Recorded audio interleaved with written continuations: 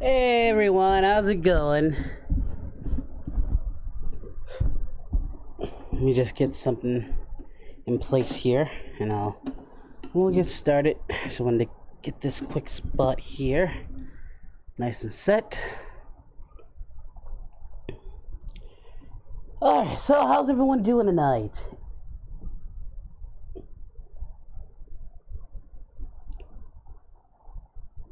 What's going on, Ghastly?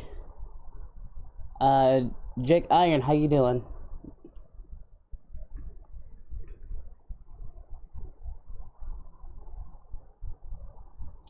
Hey, what's up to my Muffin Legion? Midnight Gotcha. How you doing, bud? Glad you can make it. Bubbly20. Hey, how you doing? Admit Sims. Hi. Hi.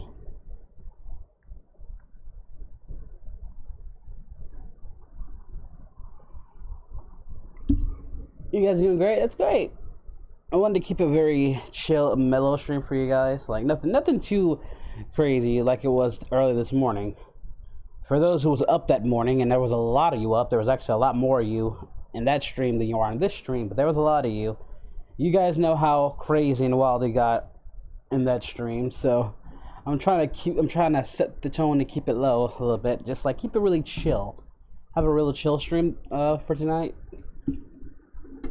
Maybe answer some questions, do some stuff. Yeah, just have a good time. I'm well rested. Cumbert Evil saying I woke up about an hour ago, took a shower, washed my face, did some dishes, mopped, and I decided I wanted to chill with everybody and just have a cool little nice discussion. We can talk about stuff. It's fun. I don't block anyone on Discord, but I do make it so that I can't get messaged. You shouldn't be blocked, Iron Jake. That makes no sense. But no, you're not blocked. I just don't allow people to message me because I get messaged so many times, guys. Which I'm very appreciative of people who come to me and say they're fans and stuff. And I'm even, and now sometimes text back, say, hey, thank you for your support, and might either have a little conversation back and forth. But I get so many, I get swamped, and because of that, I have to private my messages so I don't get too many, to the point where I can't. The only time I'll accept a friend request is if I got to know you a bit more personally. So no, it's not you, Iron Jake. You shouldn't be blocked at all. I don't know why. If you are, I'll get you unblocked. But if it's anything that's related to me in my DMs, yeah, I can't. I won't be really active. CL is currently streaming Midnight Gotcha. If you're following her, you would know that.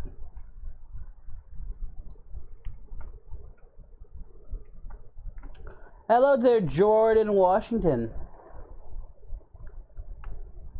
Morgan Wise wanted to ask, Goku, you got the DLC, you are the people, and I am the king of the ring. If you object, what if I say? I don't know what to say to that. Hi, Tyler Roman. I'm saying hi to you. I see you. How you doing? I'm using my real voice for this, by the way, guys. I'm not using my Goku voice. Just call me a bridge. Just call me a bridge whenever I use my real voice. Mr. Popo's like, hi. Hello, Mr. Popo. You're awesome. If I can ask a question, how did you get your voice sound like Goku? The bridge Goku voice was something that I've always did as a kid. Deonta? I hope I said your name right. That was something I always did as a kid. Like I just happened to sound similar to Moscow's, except he has a lisp with his. I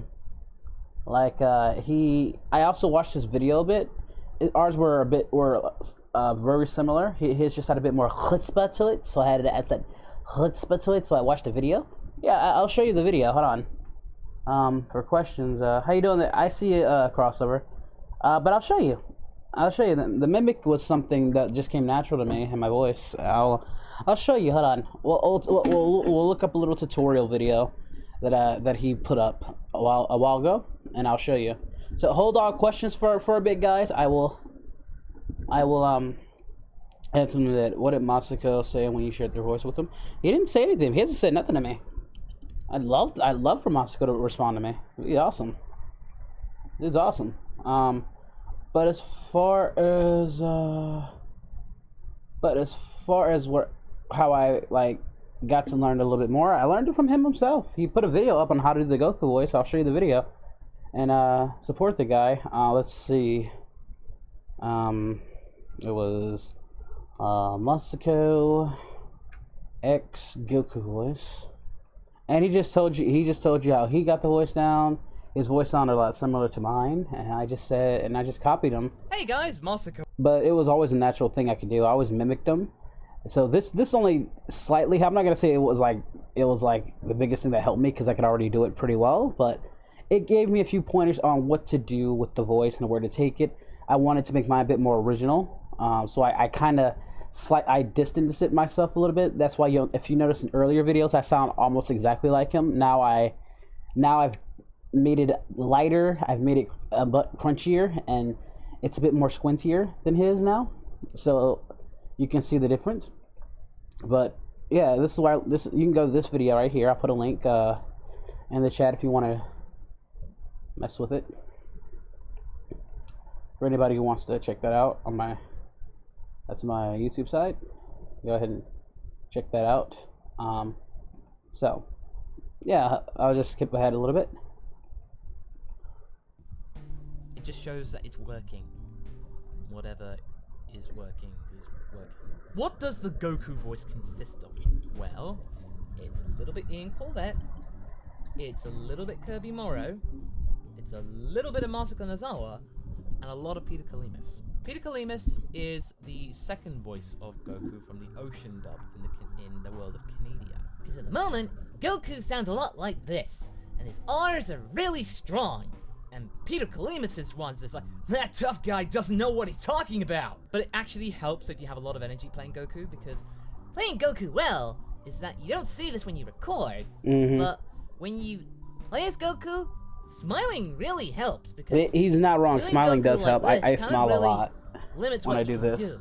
And you don't really notice it. And this wasn't me putting on for effect. It just doesn't sound as good when you have a smile on. I've seen people try and do Goku before, and they just can't quite nail it. It's just something off. They kind of just go like this, or, oh yeah, Chi-Chi, that sounds like that.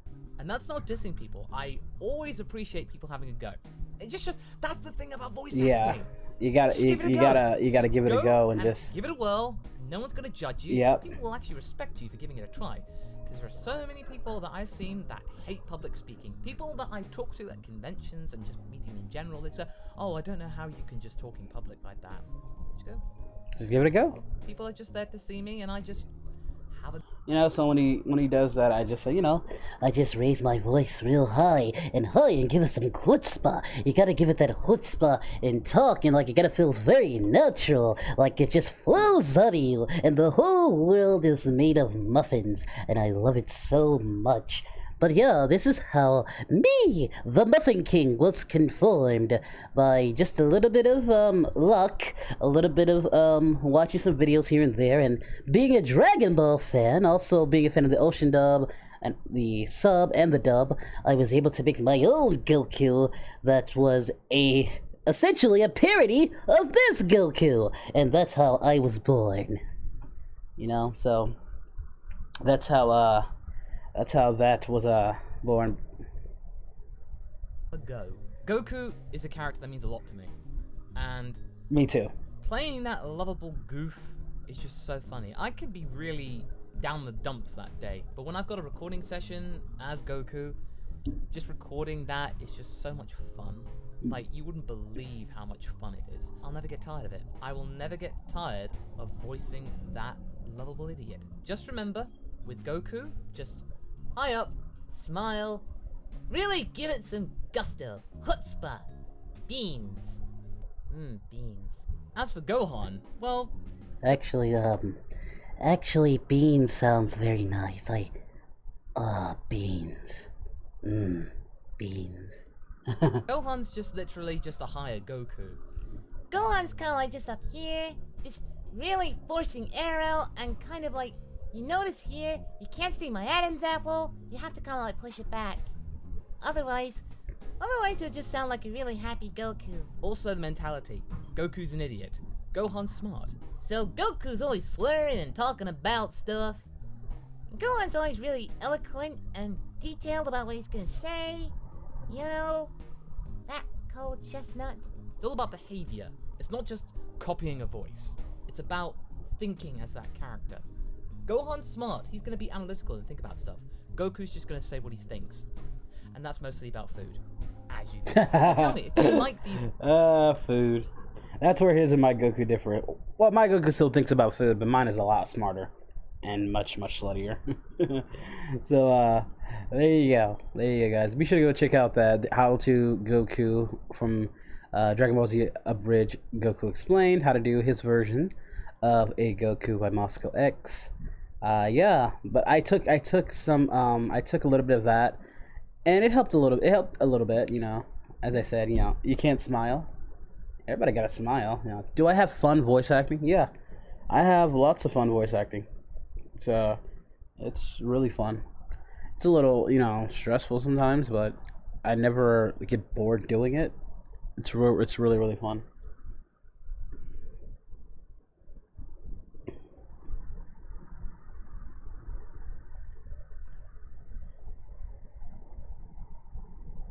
Make sure I don't miss any. Somebody was instant. I'm gonna go back, guys, and see what questions you got. Am I gonna play Xenoverse 2? Not tonight. I played it earlier today. If you missed it, then wait for the next one, I guess. Glad you liked my videos. Hi, Demon, the Demon Kefla. That 21 picture, though. I know, it looks nice, right? It's great. It's impossible to make you laugh. What's up, OmniJack90? I see ya. So, a bridge Goku. Well, I don't even think they call him a bridge Goku. They mostly call him TF Goku. TFS Goku. Rather than a bridge Goku.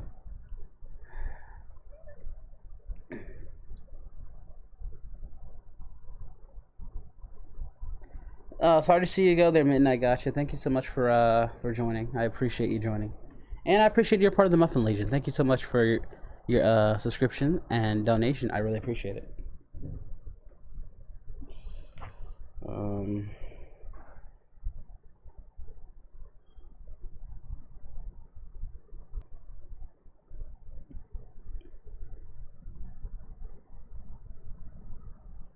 Hello, Escanor. Why aren't there many Majin Buu voices? To be fair, I can do a good Fat Buu. You know, doing a Fat, but that hurts my head. It gives me a really headache, you know. And the Fat Buu, I can do, you know, Funimation Fat Buu. That's I can easily do that, but I don't like doing it because it really hurts the voice and it really strains me and gives me a headache times. But I can easily do a Fat Buu, you know. Yeah, I'll show you. Oh, you want big candy, cookie, or pudding once Boo eats you? Mr. Satan, chocolate! You know, but I am not gonna do that every day in a recording. That's not. I might do a one-off with Boo, but I cannot do a full-on like every day doing that crap. No, siree. It's just not gonna happen. But I don't know. Maybe I've seen quite a few Majin Buu. Here, let me show you. Hold on. I've seen quite a few Majin Buu channels. Let's look up some stuff. Yeah. Let's look up some stuff and see. We'll just type in Majin Buu and see what pops up on channels. Majin Buu. Obviously, we got to put a filter because we channel right here. So there's quite a few Majin Buu channels out there. Yang Buu. Well, I think these are Majin Buu channels. Like, here's one for Majin Buu right here. Let's check it out. Well, there's really nothing here on Buu videos. Okay, that's it's a dud. All right, let's try this one. Young Majin Buu. I got it. Young Majin Buu. Nothing that says he's a Majin Buu. Okay, maybe I'm wrong. Okay, I thought there were plenty, but I know I've seen some. Hello everyone, Majin Buu here, and today we're reacting to What do you guys think of this Majin Buu? I actually want your opinion. It's a bit, it's not as squinchy for me, but it's not. Hello there guys, Majin Buu. Actually, this one sounds better. The earlier one sounds like it might have been a mic issue actually.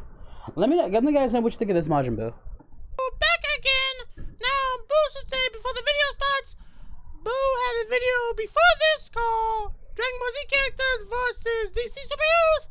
That video was right now Let's being take a look at it. copyrighted. I'm trying to find it, so yeah. Also, now Boo has a Twitter. Go check it out at Best Majin Buu. So, this video is Vegeta, the Fresh Prince of Golden Hair by Prince Vegeta. Check him out. He's an actual really good YouTuber. Boo like him a lot. So, let's start the video. It's like he's talking rather than being the character a little bit. I get why he's doing that. He's trying to promote and all that stuff. But Majin Buu should not be able to talk that darn fast. Like, that's my thing. He should not be talking that fast. Okay, weird Scouter. Have they had a Scouter like that in Dragon Ball Z? Now this is a story all about how my life Okay. turned upside down, and I'd like to take a minute, just sit right there. Got Majin Vegeta in the background, Super Vegeta. Is that something for Vegeta? And all, he sounds more like Elmo to me, if I'm being honest. You know, he sounds more closer to Elmo rather than a Majin Buu. Yeah, I'm not seeing that happy spunk that's supposed to come out of him. And even then, Elmo had happy spunk as well. He had like that happiness to him as well. Hey, Otaku, how you doing? Not high enough? Yeah. I mean, what you guys think on the Twitch side? Let me hear what you. He sounds like Kermit when he's happy. 7 out of 10. Unmasked wanted to ask Average Goku. DBZ question: who would win in a fight between Super Saiyan, Kaioken Blue, Gold Frieza, or Meta Cooler, or Super Saiyan Blue Evolution? So this is a long question. Don't know. If that's a four-way fight. So that fight can go either way. It really depends on who's writing it. If I was writing it, I would have personally I would love to see Blue Evolution go up against Golden Frieza and Super Saiyan Blue Kaioken go up against Metal Golden Cooler. Let them do like little one-offs. Maybe they take turns. Maybe Golden Frieza go against Metal Cooler, Blue Evolution go against Super Saiyan Kaioken. Have like a little break in between their fights, and then they go back. But if I was writing it, I'd have obviously Super Saiyan Blue Kaioken go over Metal Golden Cooler. I mean, Blue Evolution going over maybe going over Golden Frieza, or I'd probably have Frieza do something sneaky to get out Vegeta.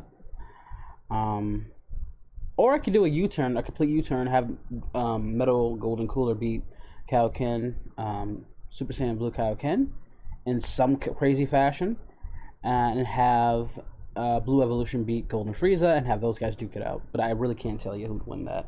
If going by my headcanon, probably Goku and his Blue Kaioken. Only because the Kaioken can multiply his power by a lot, using the Daizenshu and Super Saiyan multipliers. But yeah. Anywho, these. What's up, Zaku? Zaku, how you doing?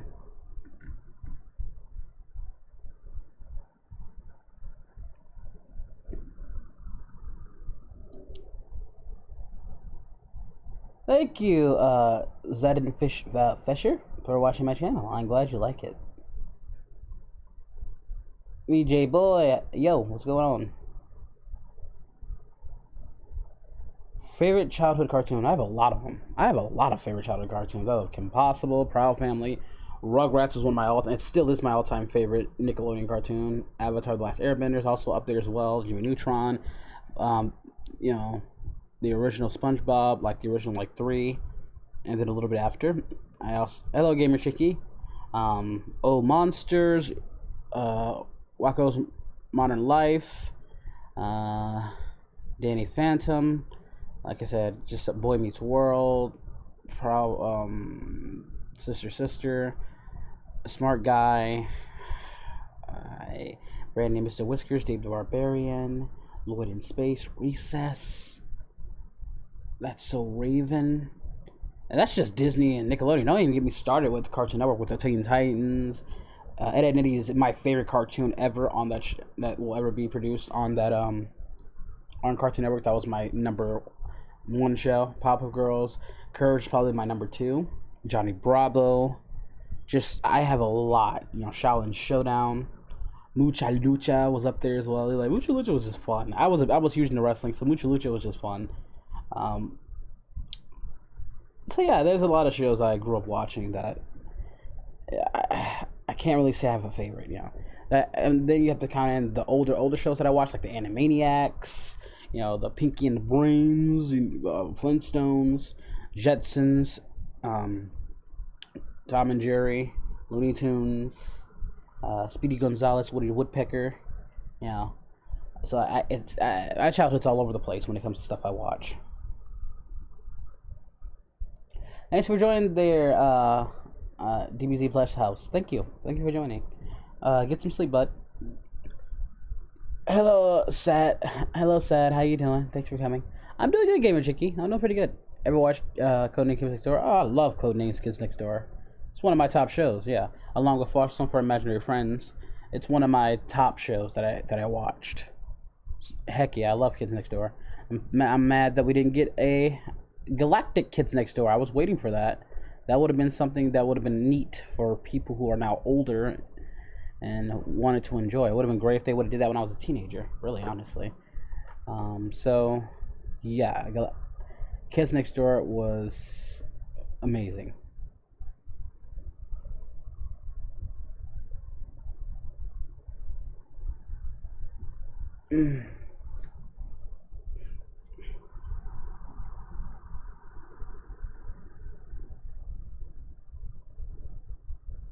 Yeah, there's a lot of shows. You grew up on mostly Disney shows, Otaku? Interesting. I was interchangeable. That's why I loved the wars back then, because everybody was trying to fight, because whether it was 4 kids trying to fight for my attention on Saturdays, because they knew Saturdays is where, like, every morning Saturday, sorry Nickelodeon, sorry Disney, sorry Cartoon Network, I had to give it to 4 kids. They knew how to, you know, they gave me Ultimate Muscle. I was watching That's a Raven, Sweet Life of Zack and Cody for some reason. I don't know why they were on there. Gargoyles, obviously One Piece. Yes, I grew up on the 4 Kids One Piece. They still have the best freaking opener. I don't care what y'all say. I don't care if they chopped out a lot of stuff. Which honestly, looking back, they probably should have chopped out a lot of stuff. Even though I grew up on South Park, so showing blood to me back then wouldn't have, and showing certain lines and dialogues wouldn't have affected me. But I guess from a broader perspective, they had to do what they had to do. Again, Teenage Mutant Ninja Turtles, both the original and the 03, which the 03 is my all-time favorite. Come at me. So, yeah. It was a crazy time. Every day after school, Yu-Gi-Oh! 4 kids, you know. Get my cereal, got my Yu-Gi-Oh! Cards, got my dual disc. It was go time when I was watching Yu-Gi-Oh! I loved Ultimate Muscle. Ultimate Muscle, I thought was a show they really slept on, because I only saw a little bit of the original, and then I saw the one with the sun, and that was just really cool. Ben 10, I did watch the original Ben 10. I watched Alien Force as well.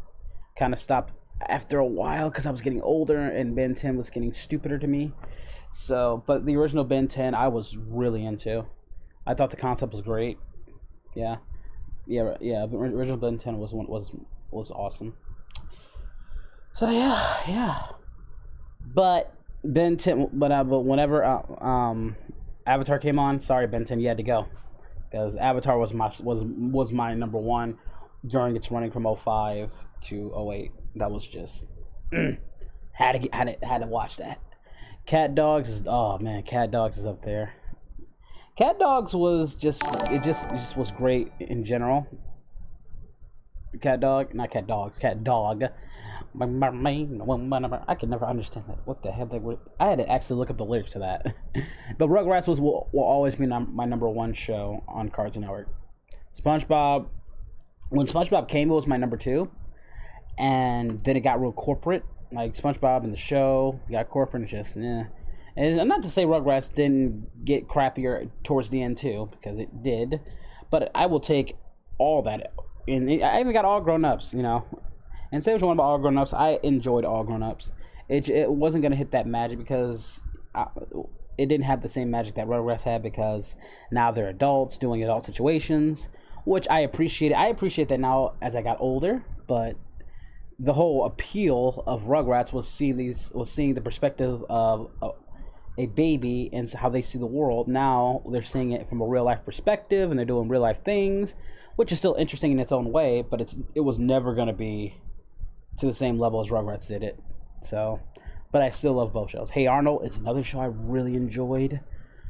I slept on Hey Arnold as a kid, but as I got older, I gave Hey Arnold a chance, and I just loved it.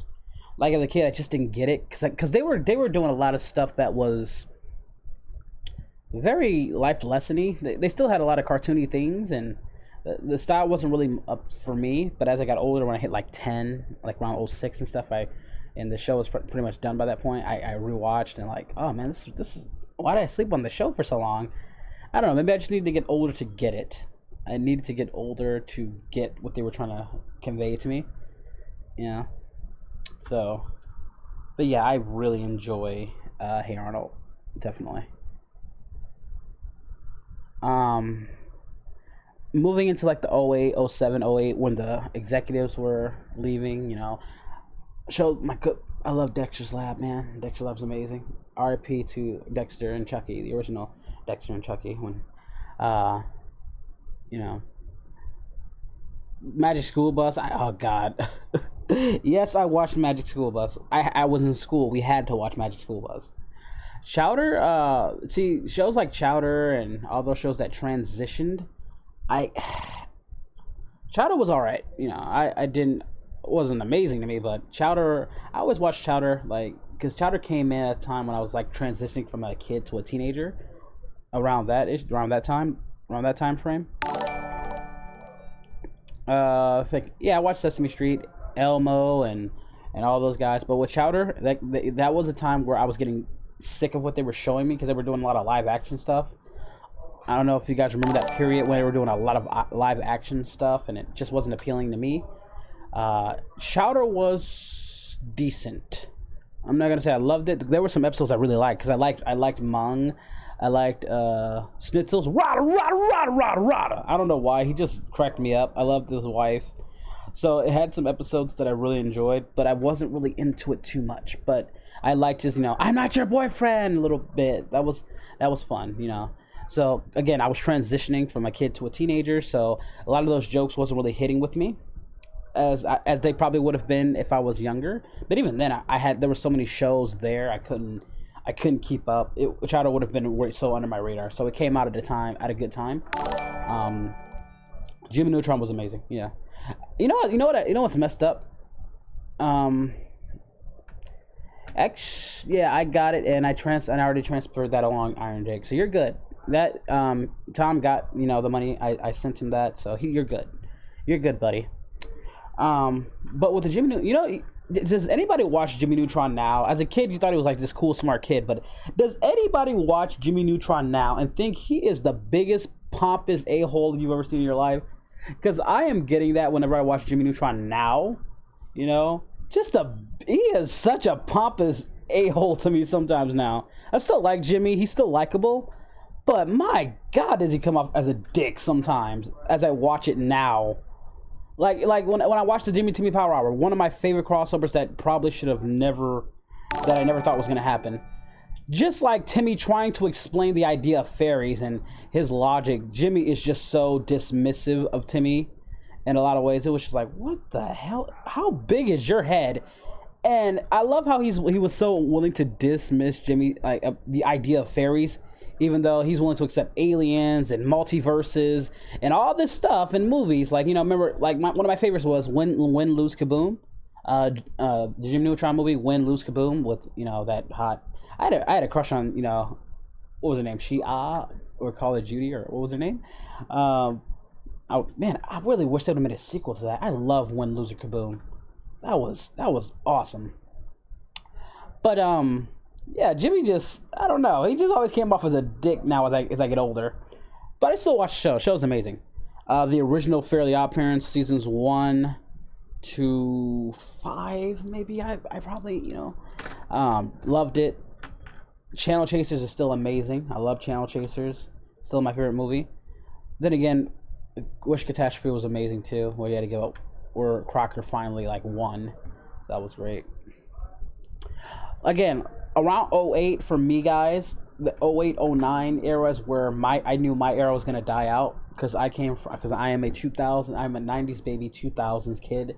So that transitioning year from 08 into the 2010s was where I knew my shows were dying out. Shows like Teen Titans was gone by that point. Foster for Imaginary Friends was gone by this point. Powerpuff Girls was wonky at times. Remember, it came back. It would go on a hiatus, but that was gone by this point. Courage was gone. Ed, Edd n Eddy was on his last legs during this point. So a show that had been around for almost 10 years was about to go out as well. Teen Titans, Johnny Bravo, a lot of new executives were coming in, changing stuff. Static Shock, again, one of my favorite DC shows. Love Static Shock. Oh god, I love Static Shock. But yeah, so a lot of the shows around 08 for me as a 90s baby, 90s kid, were going out, and I was transitioning into a teenager at that point. I was 12, going into 13 in 09, so it was a very changing time for me. So yeah, it's just so shows like the newer shows that maybe if you guys came in on those shows, I don't know. So very different time for me. But yeah, let me know what shows you guys liked. From what eras what shows were you watching? Again, I had Power Rangers to watch too. There was so much, how much cartoons we had to watch back then, guys. It was almost like a chore or a resume. Sonic X, I did grow. That was on the Force Kids. I was watching Sonic X as well. I was watching it.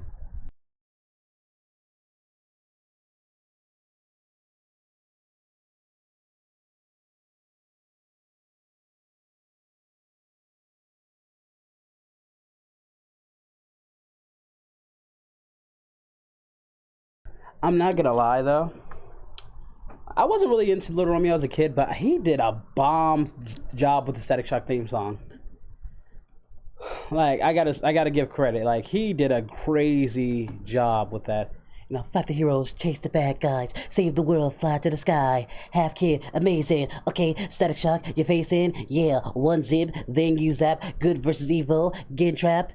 In my eyes, I got the power. Villains run from Static Shower. Superhero, Static Shock. Whoop whoop. Superhero, Static Shock. Whoop whoop. One zip, then you zap. Good versus evil, getting trapped. In my eyes, I got the power. Villains run from Static Shower. Criminals getting twisted. This is superhero gifted. Bell ring, back in school. Nobody know what I do. Okay. Oh man, he did. So that was my favorite Static Shock theme song. In that show, it was catchy. It was. I don't know. It just fit. It just fit. You were born in the '80s, so you're a millennial. I listened to a lot of 80s music, Gamer Chicky.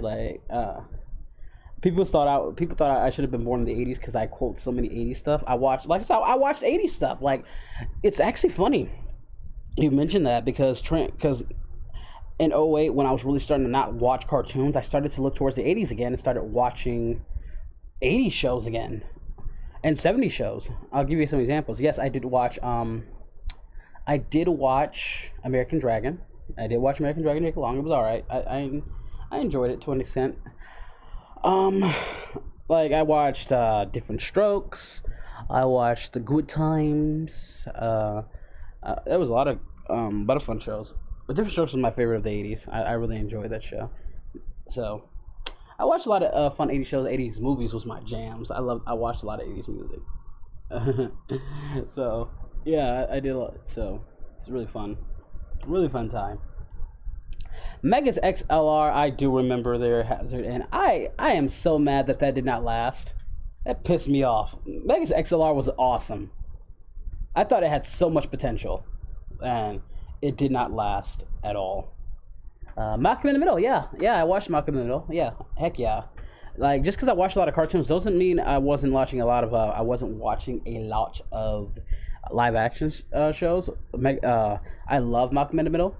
Freaking amazing. I love the dad was my favorite. One of my favorite episodes of Malcolm in the Middle was the monkey, where he had Hal had injured I believe his wife's co-worker, and they were in this monkey. He got this helper monkey who turned out to be a freaking psychopath, and Hal had to fight it because he was looking for danger, and it was just, oh my god, that was amazing.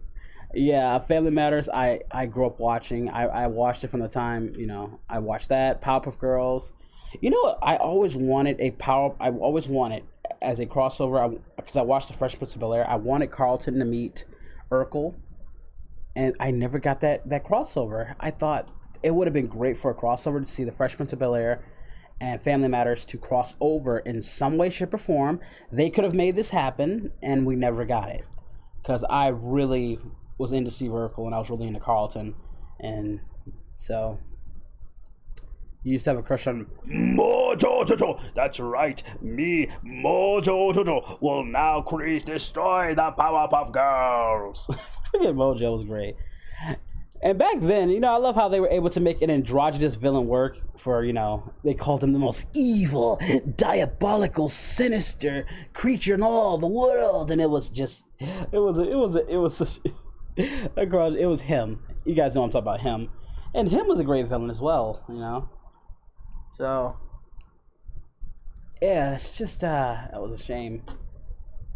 Urkel would have destroyed the Bell House. Jake, Will and Carlton did that on a daily basis.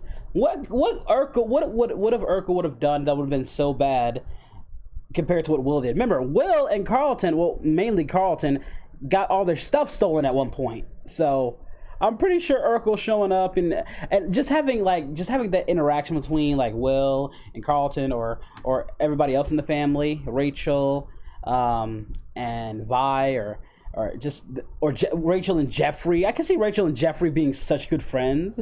I don't know. I can see Jeffrey having a crush on Rachel. Actually, that would have been like a good little storyline. Like we'll make a little storyline. I actually watched the new. Anybody ever watch a pup named Scooby Doo before going to school? I used to watch a pup named Scooby Doo. What does Scooby Doo? A pup named Scooby Doo, Scooby Doo. Come on, it's mystery time. You can help us solve the crime. It's Scooby, a puppy named Scooby Doo. I don't know. Any hoosies.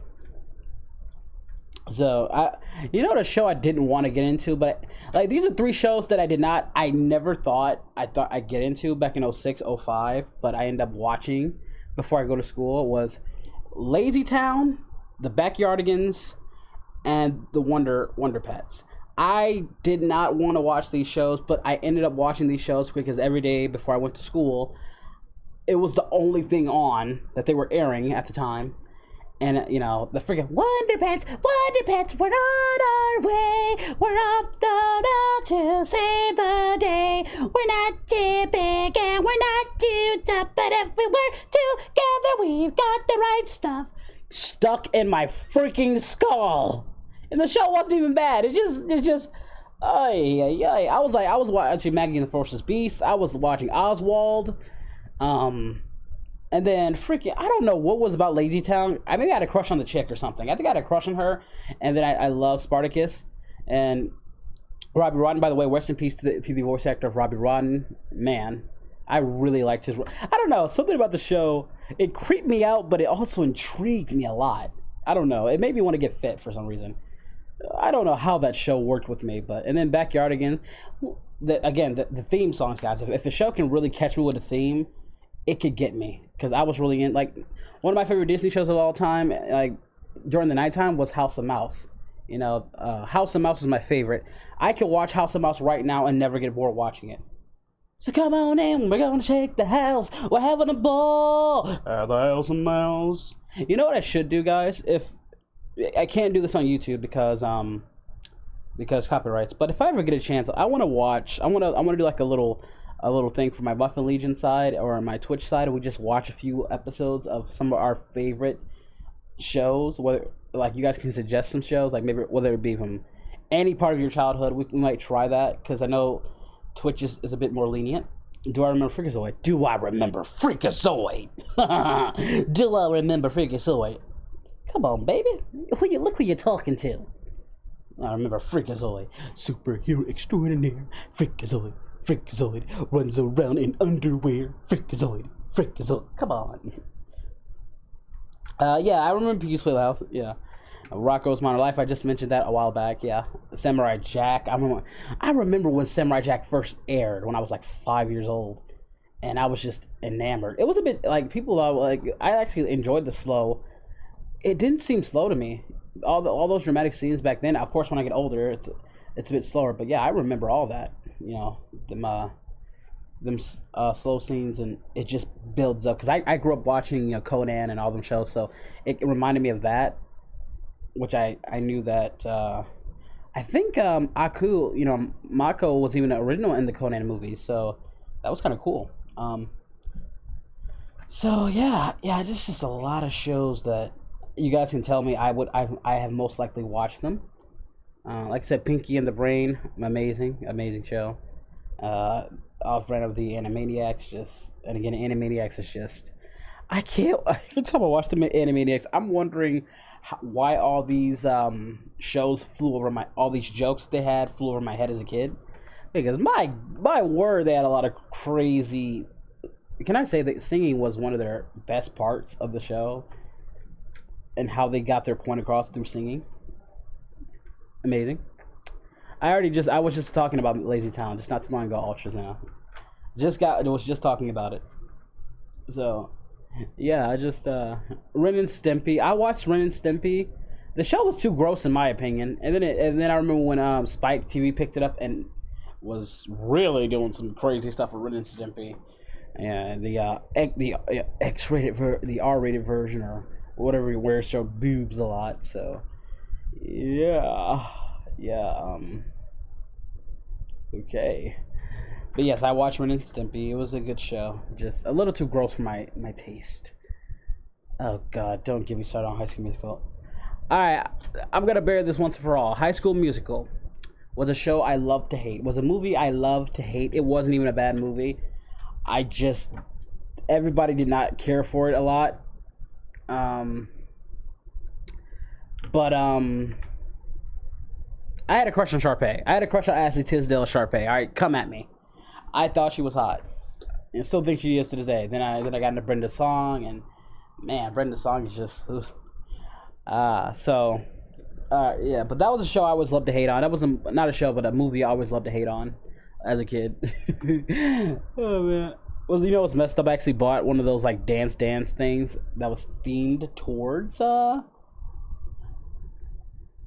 never watched Squad Cats. I know what Squad Cats is. I just never got into it. I was more in like I was a Danny Phantom guy. Squad Cats I heard I did know about, but I just never got into it. By that point, I probably wasn't watching as much cartoons back then anymore because, like I said, I was transitioning, getting into other things. I'm doing all right, Mackenzie. I'm doing all right. Shaman King to be the yeah, I remember Shaman King. I gotta rewatch Shaman King. That was another show I was so into. That was a show I thought that was gonna compete with Yu-Gi-Oh, because I was like really because I think there was times where Shaman King and Yu-Gi-Oh were playing at the same time, and I had to trends and I had to keep going back and forth between the two. I don't know why Shaman King was on a different network or whatever at the time, but it was crazy. Sailor Moon, obviously I was into Sailor Moon for a little bit. Digimon, I was into Digimon a lot as well. Shaolin Showdown I was into. Raymundo was my favorite, even though he was not. I like Raymundo because he was the counteractive to Omi, because Omi was kind of a dick.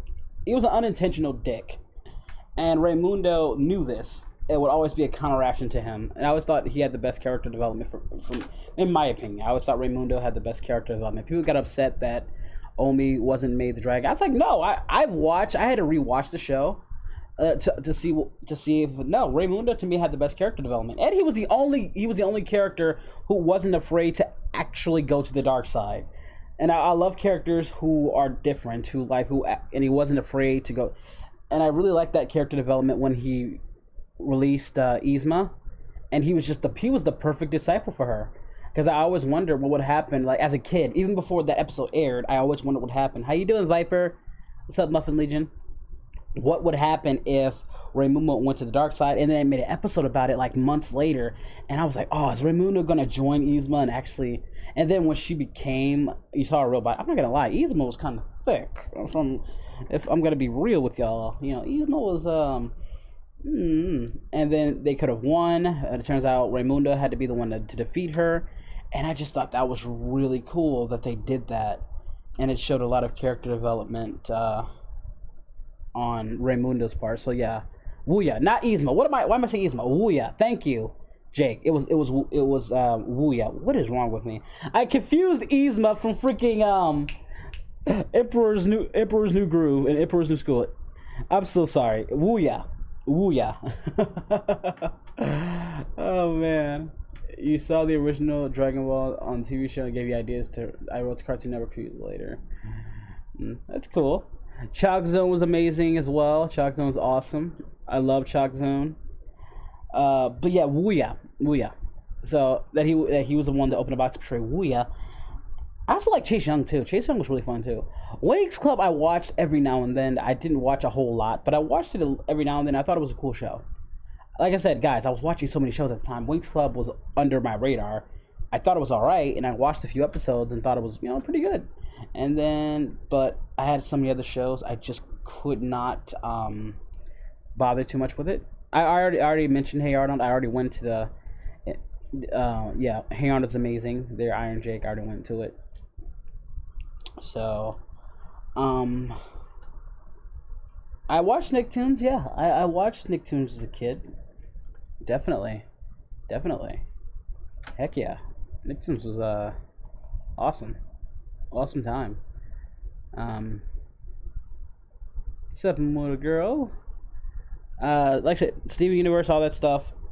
I'm too old to watch now, and just like I said, I officially stopped watching cartoons in general because it just got too much for me. I just said screw it, and I just started watching stuff online. For me and this is where anime comes into play, because you have to understand, anime was such a rare thing for me. From the early, like Dragon Ball Z, Yu-Gi-Oh, Pokemon, shows like that were blowing up, and we rarely had access to anime.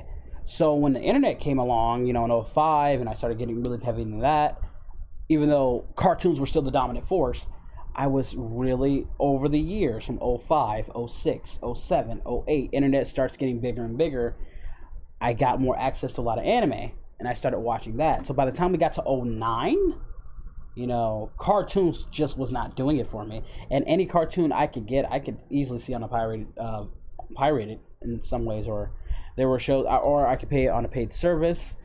By the time we got to 2010, I was just done with cartoons. 2010, I was done. Anime was taking over, and I just went on an anime craze still to this day. Anime just took over. Cartoons were not doing it for me at all. So I was done with cartoons by 2010. So it's not that I don't know shows from there and on. I just didn't watch them because I never cared for them. Just didn't care for them. Anything pretty much around 2010, I just sayonara. I got better things. Plus, I'm a teenager at this point, so you're not really doing it much for me now. I'm transitioning to other things, So, and all my favorite shows that I watched by this point are gone. So I have no reason to stay. And the new shows they were showing just wasn't doing it for me. So I went into anime and never looked back. So yeah, that was my childhood, And boy, was it a fun ride with anime. Anime is great. It's great. It's great.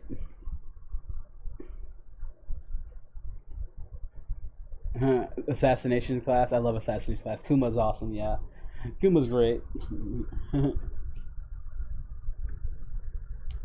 Hey guys, I'm gonna get you. Look, do you know this cartoon? Whatever happened to Robot Jones? I want to see how many of you guys will know that. Whatever happened to Robot Jones? Because you knew when they made that, they knew exactly what they were gonna do with this show. So let me see. I'm gonna see what your answer is gonna be.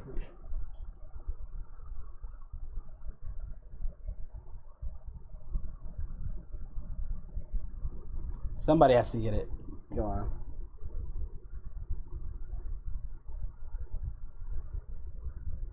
There you go, Zaki. You remember that show? Whatever. You knew the executives when they made that show show was never gonna last. It even had a little cameo in Dexter's Laboratory because they knew this show was never freaking gonna last. It's just, it has the perfect name because either nobody remembers it or it just fell off the grid. It's just like, I watched it, I was into it, and it just fell off the freaking grid. Oh yeah, I had a huge crush on Jenny there, Hazard. Oh god, My Life as a Teenage Robot. Loved it. Loved that show. But yeah, that show just fell off the freaking grid, and it's just like, wow. Whatever happened to Robot Jones, guys? Perfect name to a show that went away. Wow. Damn. That's a damn shame. So, what's up, Daniel? Cinema. I thought, yeah, that show had a lot of potential. I thought I think it came out like 05, 07. Yeah, Symbiotic Titan. I thought that show had a lot of potential, and I think some controversy happened, which I thought was stupid because of the shows they're showing now with the Powerpuff Girls twerking and getting high, and I remember some crazy controversy happening with Symbiotic that was so stupid. I thought the show was pretty decent and solid and had a potential to be so good because I was actually watching it towards that end, and it was gone and it got canceled. I was like, ah. And again, that's another reason why I stopped watching cartoons, because a lot of shows that I thought had a lot of potential that they were showing were getting canceled. So I was like, what's the point then? You know, like when I was watching an interview with Mike Adam, when they said all these new executives were coming in and Billy and Mandy was gonna get shelved too, because all these new executives are trying to change stuff and they want to do it this way, and he even left. That's why Billy and Mandy didn't last. And Billy and Mandy was a pretty long running show with so many episodes. You know, there's some episodes I missed of Billy and Mandy that I didn't know were out. So, and he, hearing that from him, like all these executives trying to change stuff, I was just like, wow. Totally Spies. I had a crush on Clover. I had a crush on all of them. Who am I kidding? Sam, Clover. I had a crush on all of them. I did watch Totally Spies. Yeah, I watched Totally Spies. But crazy. Oh, we got a little Lutz question here, kind of. Let me read this. What would you do if Chi-Chi was kissing? Oh, Vegeta was kissing Chi-Chi? I'd probably punch Vegeta in the face and then kiss Bulma. That's what happened. So yeah, just a lot of stuff there. Just a lot of shows. Yeah. Oh man, talking about these old shows make you want to watch them now. Gee. Again, I was really big into Recess. Recess taught me a lot about economics. Like, if anybody of you guys watch Recess, I love Economics of the Playground. It taught me a lot about a lot of these shows did, but Recess somehow just really stuck with me as a kid and taught me a lot about certain things. Economics being one of them, obviously, because I did not know about. I didn't know that I was subliminally learning that stuff, even though it was right in my face. Hi, Puffy Yami Yumi. That show did not last, but it had an epic song. They did the Teen Titans song, so. Hi, Puffy Yami Yumi show. Great stuff. Rocket Power. I watched Rocket Power. Yeah, I remember it. I remember Brace Face. Brace Face. The old Naruto again. That was during. I started watching that during the early to mid 2000s when that came out, and I was watching it. 06, I think really around 05, 06 is when I really started watching it and getting into it. Ed, Edd n Eddy is my favorite cartoon on Cartoon Network, so that should tell you, Daniel. It is my favorite cartoon on Cartoon Network. Hannah Montana was pretty solid. Like I said, I remember that crossover, The Sweet Life of Hannah Montana, which was weird. That was a weird little crossover, but it worked. You know, That's So Raven by that time was pretty much done and about to be done. Sweet Life was doing its thing, and again, a lot of the shows in 2010 during that transitional period, I just went from Nickelodeon, from Disney and Cartoon Network. I just could not get into any of those shows. Even Stevens I was really into, but a lot of the shows I watched by 08 were pretty much leaving or about to be done. Like I said, 08 was the final season of Avatar: The Last Airbender, and for me, that show to me was the last show I really vibed with. Like really thought like this was the last great cartoon show of my childhood was Avatar: The Last Airbender. It was ending at a time where this was my last time being a kid until I hit teenagehood and I'm gonna do other things. So that show, when it first aired, I remember when it first aired, I had my popcorn, because even I felt that this was something that was special to me, because a lot of my shows were leaving. This show was about to end. I'm freaking 12 years old, and man, so to me, seeing that last episode to me was a big deal, because even I knew, like, man, a lot of the good shows are leaving, and now this show is finishing up, and it's like, oh man, oh my god, oh, don't get me started on Aqua Teen Hunger Force. That was one of the last shows God. You know what's funny about that, Hazard? I'm actually getting CL into Aqua Teen Hunger Force as we talk right now. I'm showing her a lot of episodes, and she loves Meat Wad. Aqua Teen Hunger Force was so funny. This is a good story I'll tell you guys. Aqua Teen Hunger Force was so freaking funny that on the Alien Sport episode, where he was cussing out Frylock or saying obscenities, and Meatwad was repeating it. He's like, I heard him. He said, damn it. Only adults like us can say damn, bitch ass in hell. So get your hell damn ass back in the Bolton's room, damn it. What's up? I just had the books. That was so funny. It woke my parents up, my mom in particular, out of her sleep laughing. It was so freaking funny. She woke up out of her sleep laughing at that Meatwad joke, and she's been a fan ever since. Like, and then when that show went out for dumb reasons, and it should still be on to this very day. There's no reason why that show should have gotten canceled. No, they just dumb stuff, just dumb controversial stuff that shouldn't be happening, and that show got taken out. And I'm flabbergasted that show's gone in the middle of the 11th season, when I was really starting to get back into Aqua Teen Hunger Force. What would you do if you saw Vegeta kissing Gigi? I already told you what I'd do. I'd go and bang his wife. There you go. Phineas and Ferb came at it. I thought Phineas and Ferb was solid. I really enjoyed the Player of the Platypus, Dr. Doofenshmirtz skits. Doofenshmirtz Sable Incorporated! I wasn't all that into Phineas and Ferb, but I watched it when I can, because again, it was coming around a time where I was starting to get sick of cartoons, and I thought the show was pretty solid, though. I thought it was pretty solid. I honestly never gave the show a chance, in my opinion, in the sense that it came at a time where I thought shows were getting crappier. Even Cory in the House. When I watched Cory in the House, I knew it was never going to be as good as That's So Raven. Now, the other thing that makes Cory in the House bearable to me to watch was that it became a meme at times. You know, for some, Cory in that spotlight just did not have the magic he had when he was the supporting character. You know, as that brother who liked to make money in this. For some reason, he never stuck with me as a main. You know, that's why I don't think that show did as well, because I don't know why Cory being put in that position where he's the main character just never worked with me. Even though I liked Cory as a character. Like, I was one of those guys that was pushing for him. Like, you know, if you watched Kim Possible, you love Cory. He was this goofy, cool kid. But I think he worked well in that supporting role. If anything, LCL sent you. Thanks for coming, guys. What's up, Flamesies? What's up, guys? He worked very well in that supporting role. Then he got thrusted into the main role when he got his own show. I was happy for him. And for some reason, it just wasn't really working with me. Oh, we got a CL raid! CL raid, yeah. We got a CL raid. We got a CL raid, yeah. Thank you so much, guys.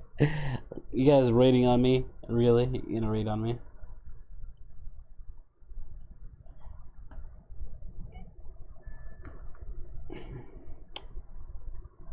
I call that a political crap, because you cannot cancel a show. You cannot cancel a show in the middle of the 11th season when they were on episode 9 and had no plans to cancel the show. That is a political response. The real reason why they got canceled was because of the stupid controversy. Remember back in 2007 with the whole Nick Knock Boston bomb stuff that they thought terrorist stuff? That show had got wrapped in so much unnecessary controversy, they had to cancel the show. It got, even I believe a YouTuber even talked on this. You should go watch it. I forgot what it, but if the show, if I remember correctly, the president himself said if the show got into one more controversy, they were going to end the show. I remember when he made that statement. That statement about him wanting to move the show is complete bullshit. It's bullshit. It got caught up into a controversy again, and then they had to end the show, because you can't end a show when you have more season to come. And literally, the theme song is Aqua Teen will never be canceled. Aqua Teen won't be dismantled. Aqua Teen, we live together. Aqua Teen, we live forever. And then they cancel the show. Again, thanks CL for the raid. I appreciate the raid. Hold on for a sec, guys. Hold on.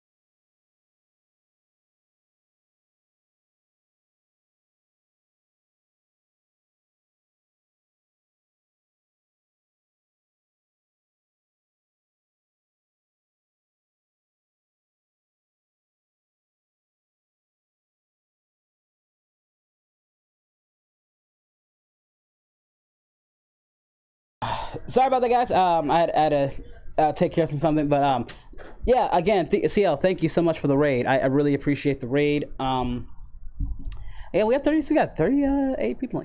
CL, you want to join me on this, or you wanna come in? I can bring you in if you want to join me on this. Just let me know. I'll shoot you a call. But again, where were we at? We were talking about why is Big Belly Bitches streaming in my is trending in on my Twitch side. Like, what are y'all doing when I was gone? I just had to go take care of something. What are you guys doing? Jeez. Here, let me bring in CL. I'll bring in the Neku, and we'll talk a bit more on this. Don't worry, they did it in mine too. Yeah. Koi. If I see that guy again, I'm going to punch him in his penis. Can I help? You can hold him down, and then you can stomp him in the nuts. I would love to. Everybody, Hold welcome him to down and kick his ass. We're basically just chatting, talking about some of our favorite shows growing up, and I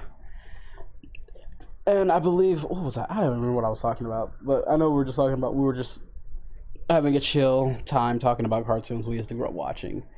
Ed, Edd n Eddy, best cartoon. Easily best cartoon Network ever produced. We were just going over like, oh yeah, Aqua Teen Hunger Force, which again, guys, I'm getting CL into Aqua Teen Hunger Force. Her favorite is Meatwad, obviously. I love Meatwad. He's so great. Like I said, I remember when I even saw that last air, where they said this is the last episode, we mean it, and back in 2015, which I thought was still to this day a stupid decision to end that show over some bull crap controversy. And that, like, well, we moved on from the show. How can you move on from a show that was in the middle of its 9th season, and literally the theme song was Aqua Teen will never be canceled, Aqua Teen won't be dismantled, Aqua Teen gonna be together, Aqua Teen gonna be forever, which tells me in every aspect of this show had no business and no plans to get canceled at all. They wouldn't make a theme song like that right in the middle of their in the next season. Like, really? They were just getting back on track and really, in my opinion, getting back to how they used to be when they first started, or at least in the middle of season 3 when they were really starting to get good, and then the show gets canceled. And it's a bummer. Like I said, so I'm actually getting CL, and you know, she's been watching episodes and stuff. Really, I haven't showed her the Ham Banana episode yet, guys. She's gonna love that episode. Ham Banana.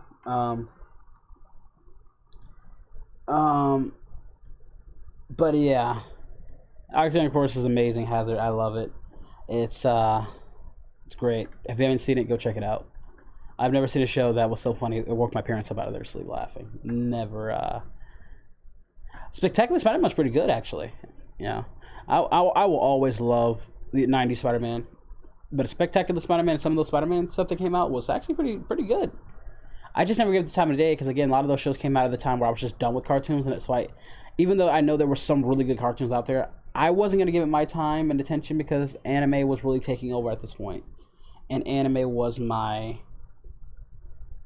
main focus. Yeah. Huntic Secrets and Seekers? I've never even heard of that. Hunter, Secrets, and Seeker. I've heard of it, but I don't think I've ever watched it. I don't think I've ever watched it, though. Oh, yeah. Let me know. Yeah. Go ahead and throw out some shows you guys watched. You love watching. What did you guys like watching? Throw me some anime you guys like watching. If we're gonna transition from cartoons to anime, throw me some good animes you guys watched, and I'll let you know if I've watched I watched growing up, or currently watching, or watched in the past that you really, really liked or thought had potential. Like, just throw out some names and I'll give you my opinion on it. Inuyasha. Bakugan.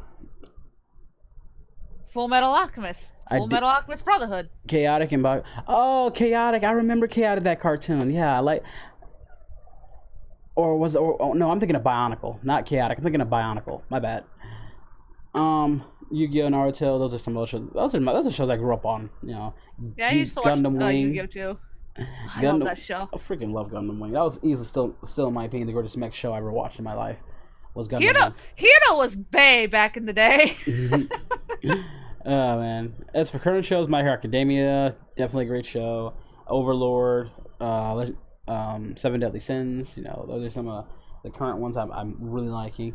I heard Attack on Titan is actually getting good. Attack on Titans is fine. I think Attack on Titan, when it first came out, people were all into that show. Mm-hmm. By the time season 2 came out, people thought it was overhyped by that point. You know why? Because they made us wait years for it. And by that point, the hype had died down.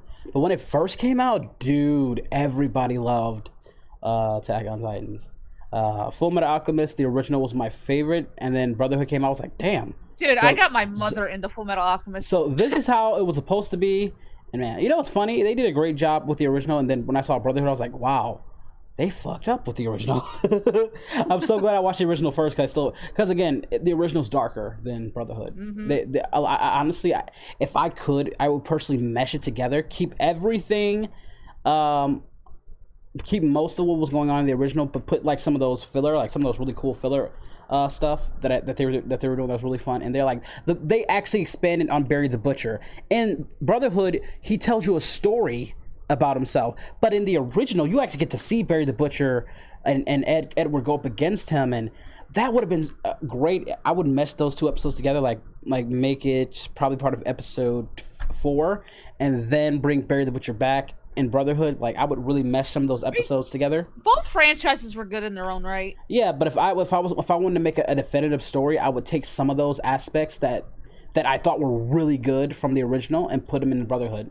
I wouldn't change anything about Brotherhood except obviously Father staying the villain, because Dante, she was all right, but in terms of who I thought was honestly, Envy in the original was much more sadistic and evil to me than Envy in Brotherhood. He came across more as a petulant child, but Envy in the original still was a petulant child, but maybe that voice. I mean, I think it's the voice too. The voice actor for that, or actress, I can't remember if it was a boy or girl, just came across as so much evil, so much sadistic than Envy in Brotherhood. Again, Alphonse in the original is still my favorite, even though Alphonse in Brotherhood was great. His voice seemed way more innocent and sincere in the original. I don't know if is that the same voice actor. If it is, his voice just got a bit more fluffed over the years. I don't know. I think it's a different voice. I don't remember. That's what I'm saying, because I clearly see a difference in their voices. Both are great, but easily Alphonse in the original, his voice was just a lot more innocent and came off a lot more just obviously Vic still played both sides and does a great job. I think it was a bit more. You can't replace Ed. He was a bit more snarkier in the original. I don't know why. He came off a bit more snarkier in the original. Yeah, Bleach is good too. Bleach was fun when it first came out as well. I enjoyed Bleach. Got bored after a while though. Let's see. Blue Exorcist. Bleach is like one of the only animes where the filler, most of the filler is important. I will take Dragon Ball filler over any filler that they have, because at least their filler was funny. I actually really enjoyed, like, one of my favorite fillers was Gohan when he's in the woods and he meets these kids who are orphans. I don't know, that just added so much of a layer to Gohan. It reminded me of Goku when he did his adventures and was going out and meeting people. Mm-hmm. That episode, like, those episodes where he, like, this is filler, like when he meets the dragon and he's trying to help it and he's trying to nurture it, and he becomes friends with that dragon, and then the dragon dies protecting Gohan. That was dark to me. Like, you literally Gohan wakes up and the dragon is either gone or dead. And I thought that was just really, really sad. And then there's the episode where he meets the robot and he gets lost in there. Now, later filler I didn't care for, but early filler of Dragon Ball, other than like that driving test will always be funny as hell with Piccolo and Goku. That will always be one of the best filler of all time. But early Dragon Ball Z filler was I thought was awesome. Rich, have you seen Gurren Lagann? I've heard of that anime, but I've never watched it. Gurren Lagann? Yeah. Oh yeah, heck yeah, I watched Gurren Lagann. It's amazing. Who the hell do you think we are? Again, you will cry. Let's just say you're gonna cry on episode 8. That show had balls to do that. You guys know what I'm talking about. That took balls to do. The fact that they did that. And wow, Gurren Lagann, wow,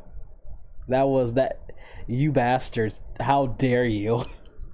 That took balls to do what they did on that episode. So yeah, you should definitely watch Gurren Lagann. It's amazing. Put it on my list. But yeah, Dragon Ball filler, like I said, everybody complains about the filler. When it comes to Naruto, when it comes to Bleach, Dragon Ball has the least amount of filler. You're not wrong on that. Honestly, Dragon Ball, my only thing with Dragon Ball Z was the long panning, because they had to really stretch the episodes out, similar to how what One Piece does. It really stretches out those long panels, which felt like just fluff and just. But again, at that time they were working in the confounds of what Toriyama was still writing the show, so they had to do that. Fooly Cooly is the shit. It's amazing. It will always be amazing. Kill is really good too. If you haven't watched Fooly Cooly, what are you doing with your life? Amazing. Just like Golden Boy is amazing. Especially if you're a little pervert like me. Golden Boy is freaking amazing. Study. Oh my god, I love Kintaro, man. My man Kintaro got all the skills, and it's just a pervert and can do anything he wants in life, but he prefers to go on a journey and learn about the world, even though he can be whatever he wants. So, yeah, watch Golden Boy. Much like Fully Cooley, it's amazing. Yu Yu Hakusho is one of my all-time favorite Oh, Yu anime Yu Hakusho. of all grew up time. with that too. Tournament Arc was amazing. It was the best one I ever seen. Still thought it was stupid that it turned out he was a demon all along in that one episode. Like really? Like, you know, usually stuff like that would have been fine, but now that's become such a trope.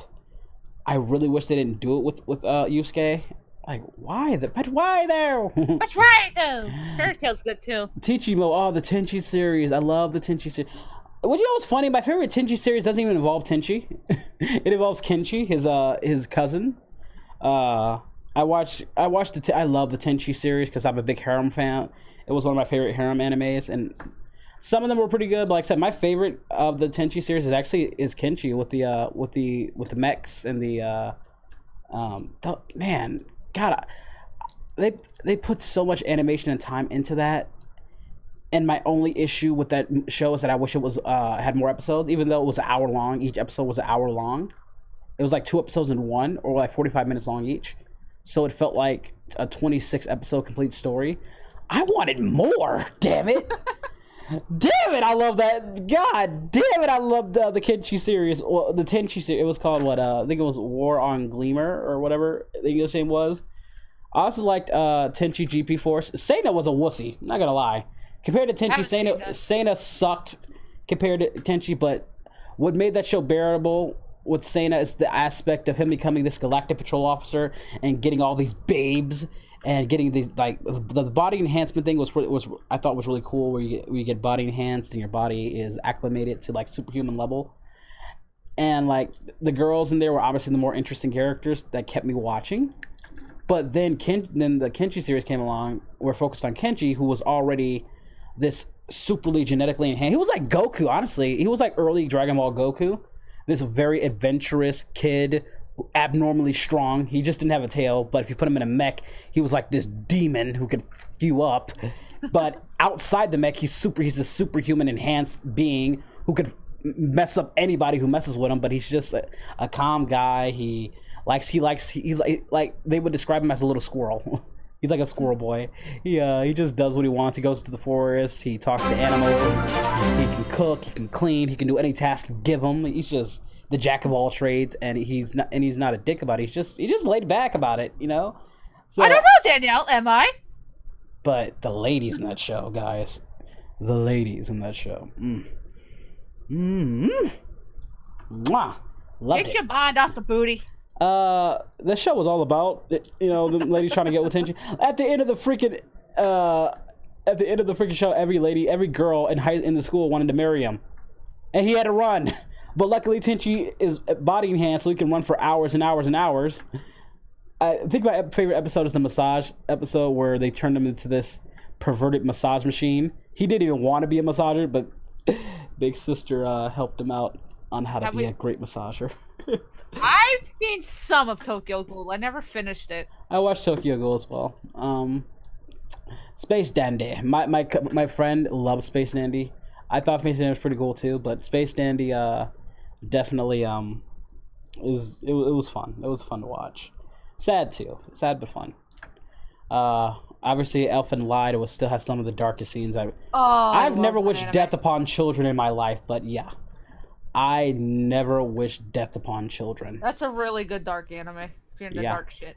Oh, yeah. The Tenchi series is amazing. If you haven't seen the Tenchi series, you've seen the Tenchi series, so you know what the only one I didn't like was that I really, really disliked. There was some that were like kind of meh, but a lot of the Tenchi series were really good. Hated the reboot. Hated the reboot comeback one with the little. They treated Tenchi like a chump in the recent one. Like, Tenchi was always this really, like, chill dude who was always willing to help people and just, you know, it was just a natural thing. Not only did they change his character and change his style, they made him look like a complete chunk and like a pervert, because he wasn't like that. He wasn't really like that. If anything, the girls were coming on to him a lot, but they put him in these stupid, awkward anime tropes where, you know how you made to look like a pervert, even though it's a complete misunderstanding. They put him in that dumb trope, and I hated that they did that to him. and this is supposed to be Tenchi. Like, what the like, that's not Tenchi. Tenchi doesn't get into those tropes. If anything, the girls are just really, they are so enamored by his kindness and is willing to do what's right by them and stuff. He would never, even when he does get caught in those tropes, like, it's always turned back on the girls or something to make them look like the perverts or something. And that pissed me off. They did that to his character in the new, like, what was it, like 5-minute episodes they kept putting out. Stupid. Hated that freaking god. Like I said, the Kenshi series, in my opinion, did way better. My only thing is I never got to see a crossover between Tenchi, Kenshi, and Seiya, because Seiya was just Kenshi's friend who got to be a space patroller. You got to see Kenshi and Seiya in the Tenchi GXP show. He was just chilling. Like I said, when Seiya went to go check on Kenshi, he was just chilling with his ladies, like, just living his life, living his best life. Having a good time, chilling, ain't worried about nothing. Like, Santa, I'm about to promote you right now. go do your thing. Go be a galactic space patroller, and welcome to the family. And now the Tenchi family is so multi-spanted. I can't remember who's related to who anymore. So I know Kenshi is a distant cousin of Tenchi, though. That's all I remember. And Seiya as the friend, but apparently he's part of the family because he ended up marrying. Because Seiya got a lot of wives by the end of that. He got a lot of wives, so they're all interconnected. Inuyasha final act? The only issue I had with final act is that they changed a lot of the voice actors. That's my only issue. I feel like they rushed it too. Otherwise, it was fine. I have no issue with the final act other than that they changed Kagome.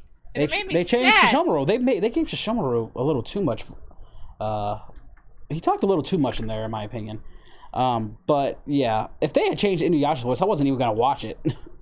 I know, I would have been mad. I was already upset voice. with Kagome's voice. Yeah, I was always upset with Kagome's voice actor not being around. I don't know what the issue was. I don't know what the circumstance was, but that was always bugging me. But when it comes to final act of the original, I do prefer the original. Oh, duh. Final act was just something to finish the show off. Like, yeah. I don't look at final act and the original as separate things. They're basically the same thing.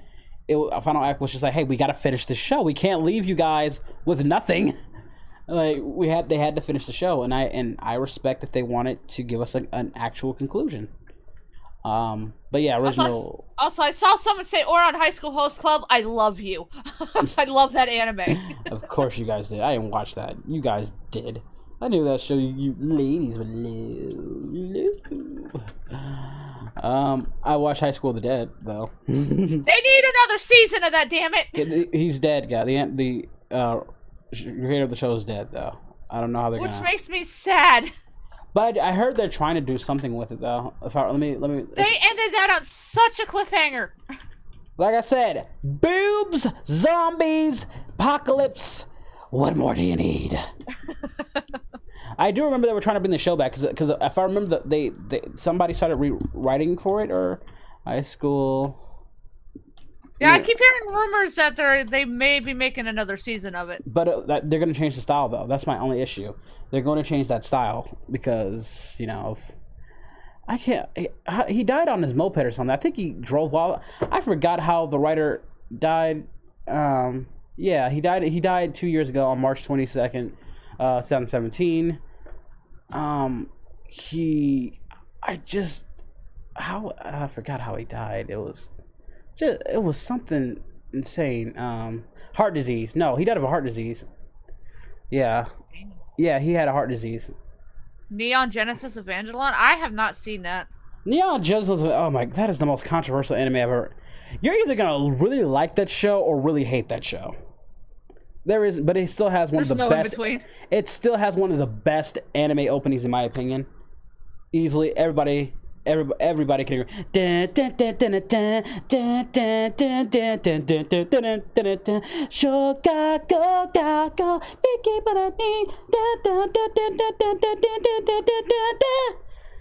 Everybody freaking quotes that, like, but yeah. But even if you're a diehard fan, even if you are a diehard fan of that show, the ending, oh my god, even the voice actors thought it was dumb. It made no sense. Because it makes no sense. The ending gets so contrived and what the fudge is this? That show, yeah, okay, I'm done. I could go into that show so much. I'm not going to. Kill But, la Kill's another good one too. Yeah, Kill la Kill's great. Now as far as what I know with the show, reception, da. Sexualization. That's the reason why people like it. Y'all better get off my high school of the day. Favorite character from Elfenlight? Lucy, of course. I love the main character because honestly, I felt so bad for him. I mean, you watched his sister get killed after fighting with her on something that was a misunderstanding, which almost really made me hate Lucy in a lot of ways, even though I understood the situation. I'm sorry, that you killed my sister over something that's so stupid. Because you had a misunderstanding on what we were talking about, and you thought, but again, I ended up forgiving her because she felt so bad about it, and she just, oh God, it's just so sad. It's just so sad. Again, I've never seen a show that made me wish death upon children. Whenever somebody says, "How could you?" Like Coy says, "How could you think about children?" Have you not seen Elfenlight? Exactly. Have you not seen that show? Ain't nobody innocent in this world. A baby could be a deadly thing if you write it in that way. Anything can be written. Something can be wrote as completely innocent, and something can be written as completely evil and just. But you have to be able to tell that story. So have I seen Blood Brothers? I did watch Blood Brothers. It was all right. It was all right. Devilman series I saw a little bit of. Lots of boobs in Devilman. High School DD. You know what? The only reason y'all like High School DD is fucking Rhea's fucking boobs. I couldn't get into High School DD, honestly. The only thing going for that show is Rhea's boobs. On the surface, it looked like when I first watched it. On the surface, I thought I was gonna like it. Then after watching, after like season 8, I just stopped. I'm sorry, I couldn't get into it. And honestly, it has all the stuff I want in the show, and it just doesn't do it for me. Now. How to Pick Up Girls in a Dungeon. That show does it for me, though. I am so glad that's coming back. So glad How to Pick Up. Is it wrong to pick up chicks in a dungeon? Is coming back. I have been waiting for like 2 to 3 years for that show, and I'm finally getting to come back. My God, I gotta say, episode 8, man. My boy was putting it down. He was putting it down in that episode. Y'all was sleeping on my boy, but he showed y'all. Y'all was sleeping on him. Y'all thought he wasn't gonna beat. Oh, he showed y'all. He was settling the problem. He was settling problems in that episode. Y'all couldn't say nothing to him, even though he passed out at the end. But you know what I mean. You know what episode I'm talking about. And How to Pick Up. Is it wrong to pick up girls in a dungeon? Episode 8. You know what I'm talking about. I've never seen it, so. You hush. Yeah, I ain't talking to you. I'm talking to them. Infinite Sarassos, guys. You know I love anything that's harem related. So Infinite Sarassos, I did. The English dub. What were they thinking with the English dub voice actors? Like a lot of those voices did not mesh at all. But I watched them both. I always watched dub and sub to compare a little bit. Obviously, I prefer the sub in Infinite Sarassos, but really fun. Heck, I didn't think that was gonna get 3 seasons, or did it get 2 seasons? I can't remember, but yeah, good harem anime. Loved it. Everybody, you know what's funny? We were talking about Goblin Slayer. Everybody was talking about the whole rape controversy in that episode. My friend literally said, "Obviously, you people never saw Berserk the movie," and I said, "Touche," because Goblin Slayer is tamed. That rape scene is tamed compared to the rape scene in Berserk the movie. Not even close, because you get to Now let me paint the scenario for you, CL. Let's say you and I are together. We've established a relationship. Now imagine Koi becoming a demon and raping you in front of me while my arms are pinned down and my eyes are getting bludged out, as the last thing I see is him violating you. Dear Lord. Yeah, no. In graphic detail while every demon is looking. Like I said, Goblin Slayer ain't got nothing on Berserk the movies. Not even that rape scene was nothing compared to the Goblin. Look, speak of the devil. We were just somebody brought up Goblin Slayer, and I was just brought up what you told me about the whole Berserk thing. Like, not even close. So The whole rape scene and that controversy in Goblin Slayer, and you brought up Berserk. I mean, yeah, there's a lot worse. You could also. A lot worse. That was a lot worse. So. Who's my husbando and Oran? I can't remember the fucking twins' name. That's a lovely number. Yeah, I know. That was work. Got there, and within 10 minutes, I was told to leave after having to sign a fucking form. It's the one twin, but I can't remember his name. So what? Hold on, guys. Let me.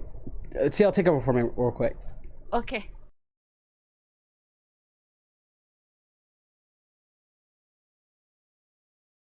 Might want to mute yourself here. Oh.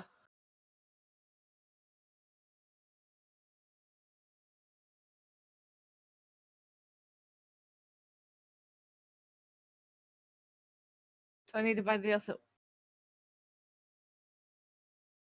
DLC for what, Fortnite?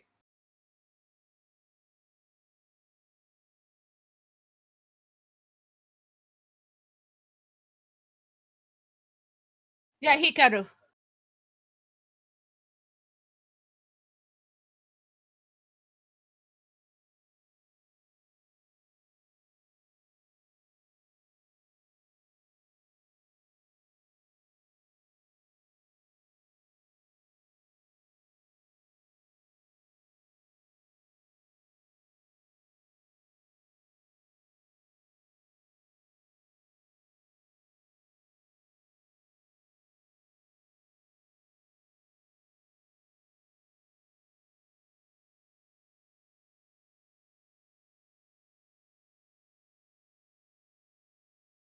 Have I seen I never even heard of that.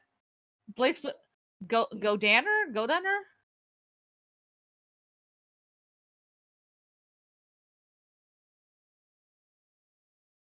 Twitch side.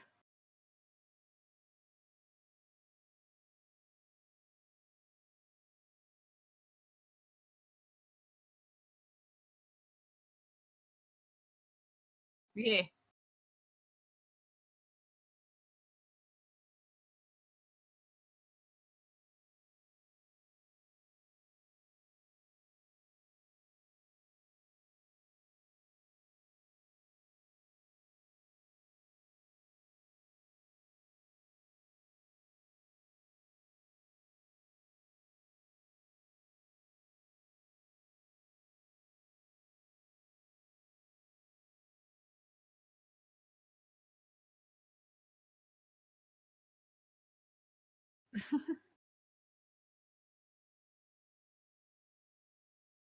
I don't care for Mellow Yellow. Like I've tried it. It's just eh.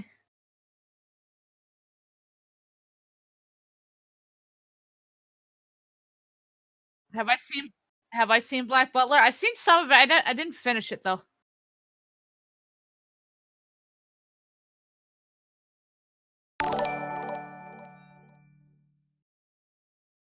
Queen's Blade? Why does that one sound familiar?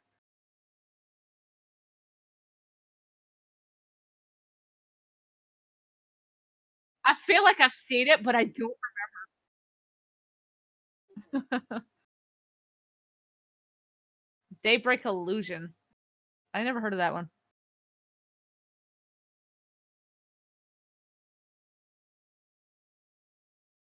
You need to pay for the new DLC in Xenoverse 2 to unlock gifting. I paid $10 for a membership for the raid, but you shouldn't.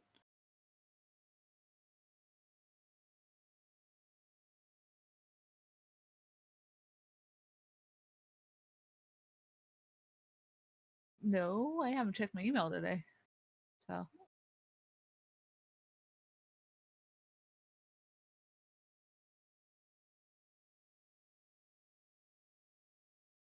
Claymore's okay, I have seen Claymore, and yes.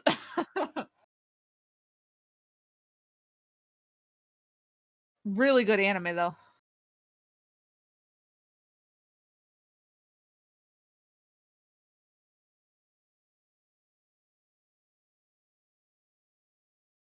Some stuff and things.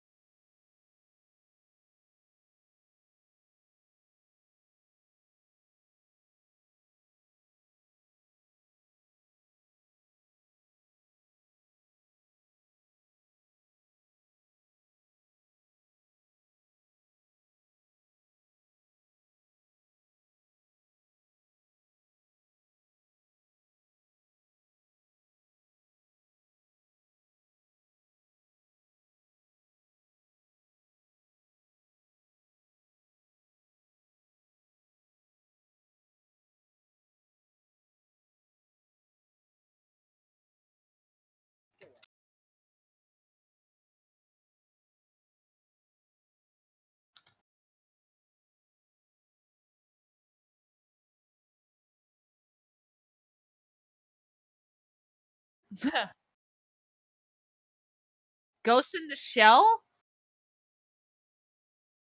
I started that anime, but never got around to watching any more of it. I do like the opening theme to it, though.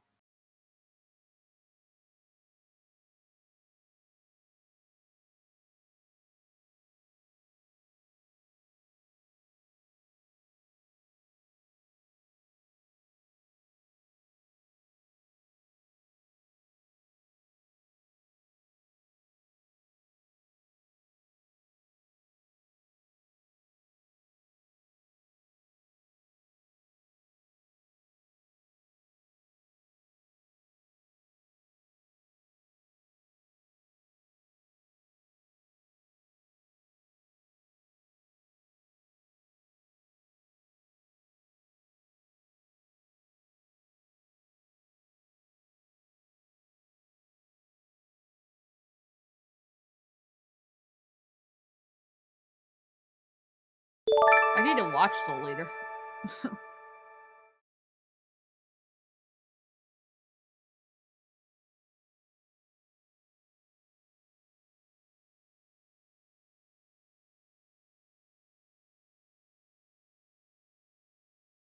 Danny Phantom was awesome.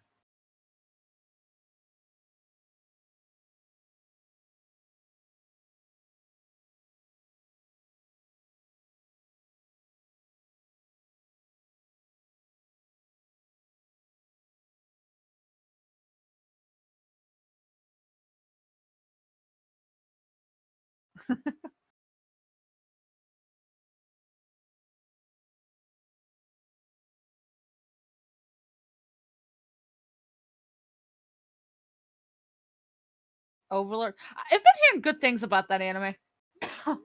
Not yet. I need to. What's my mind being in the gutter got to do with anything?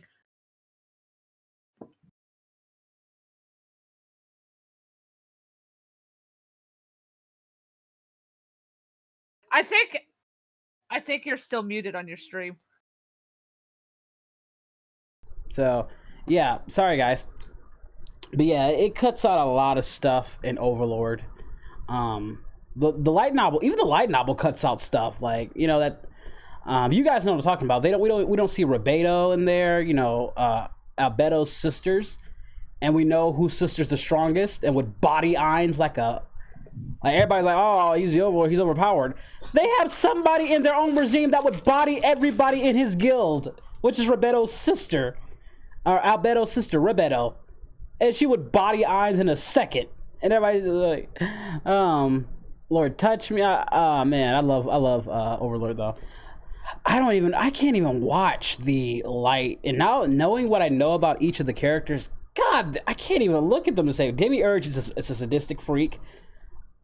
Shaltier is a sadistic freak. Oh my God. 100 is anime? I've never heard of it. I don't even, which one? 100 the anime? Oh, 100. Yeah, that's another harem anime. 100 and freaking that one anime with the shield. They're so similar. It's like it's like they were carbon copies of each other. I watched them both and they were just both similar, just with a slight different, like one dude has a shield for an arm and they're duo. Yeah, duo. Yeah, 100 and freaking absolute duo. Watch those shows together and tell me they aren't almost carbon copies of one another. Jeez, those two were like carbon copies. Anyway, I still enjoyed them both. Dragon Maid? I've heard about that one too, but never watched it. Do not watch the English dub. They shit all over it in English dub, man. Don't give me what Jimmy Mark put her fucking dumbass social justice message in it. Like, do not watch the English dub. Screw that. Screw the English dub. But Dragon Maid, the sub version, I will mess with. Y'all want a decently dark anime? Watch Madoka Magica. Yeah, check that out. Not as dark as Elfen Lied, but still dark. It's solid. You know, if you need some quick feels. Yeah, why does your stream still say Dragon Ball Z Verse 2? I don't know. It shouldn't be. I changed it to Let's Chill, but apparently Yeah, the YouTube side still says it. Yeah, I don't know why. Sorry, guys. Didn't mean to have it like that. I haven't even watched Rise of the Shield Hero yet. I've heard the controversy about the whole him getting set up for a rape scene or something, or him getting framed, and people going. I've heard good things about it though. I wanted to wait till it was finished. I'm definitely gonna binge watch it. And oh my god, Spartan Cat 88, Norm Garant. I love that freaking anime. Oh my god. Jerome Guran. It's like it's a really cool. It's not like Black Lagoon. I think the same people who made Black Lagoon made this. So freaking. And do not watch the porn version though. I did. Oh my god. But yes, I love that anime. I watched that back like 4 years ago. But I had such a good time. I loved. I forgot the main character's name. He was a child. He's like a child soldier. And he gets involved with these this group of, I want to call them mercenaries. They're all expert mercenaries under this one chick who was sadistic as hell, but she she knows the game and she wants to take over the world and create a world without war and violence, through war and violence. You know, that classic thing. And he's very apathetic towards people, and he ends up, I don't want to say falling in love with her. They have like a brother-sister relationship, if anything. They're like and then the one chick who is way too into her, because she wants her puh. She becomes like a second older sister to him, like the tougher older sister to him. It's a great anime. I'll just say it's a great anime. I really wish they would have got another season of that. I would definitely watch that anime. Like, man. Fairy Tail. I mean, who hasn't seen Fairy Tail? Yeah, who hasn't seen Fairy Tail? I stopped watching after like episode 80 something or 88 or something, because I noticed Natsu's voice changed around episode 88 or something, or 100 and something. I just stopped watching because it was weird. Maybe I had a cold that day, but I wasn't really feeling it at that point. Kinda, you king? What show? They go, is it Madoka Magica just Sailor Moon but dark? I didn't watch Gundam Halo Legends. Did you watch Halo Legends by any night? Nope. I didn't watch Halo Legends. I never got a chance to. The only thing Halo related I ever watched Red vs. Blue. And now, man, I haven't even, I'm waiting for season 17 to finish so I can binge watch it. Sorry, I'm munching. My favorite character in Dragon Ball, classic Dragon Ball, Kid Goku. Easily Kid Goku. Then Ader was great. Ader. Who else was great? General Tao. Okay, to be honest, he was a fucking beast. That man threw pillars, trees, and whatever, then jumped on them and rode them. I know General Tao, Mercenary Tao was great. I just love they were kind enough in a filler episode to bring him back to fight Gohan. He's like, "Who's your daddy?" Nah, you ain't paid. This is way above my pay grade. Took a tree, launched that tree, and jumped on it. Say, "Nah, I'm gone." It's like, "I'm gone, bro. Sorry." And by that point, Gohan's a Super Saiyan, and he's not even. See, that's the filler stuff I like. They did not have to put that filler in for Gohan and bring back Mercenary Tao for a filler episode in Dragon Ball. So when you talk about the filler's trash, you can suck my dick. The filler had great stuff that they put in. And if you want to be honest, Cube, I want to point out that is a really stupid question. What question they ask? Have you watched Dragon Ball Z? We do Dragon Ball channels. Oh dear God, that is such a that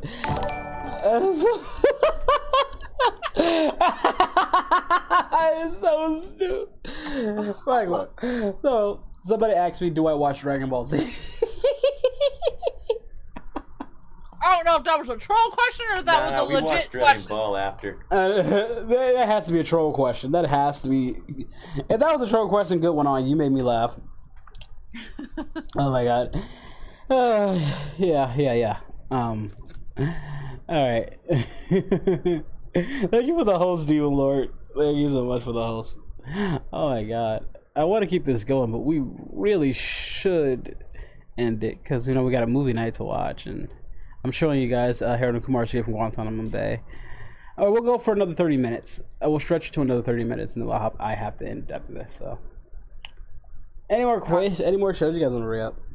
Because I'm gonna need a little bit to cook something too. 'Cause I'm hungry. Yeah. Let's see. My second favorite. Apocalypse. What's bad?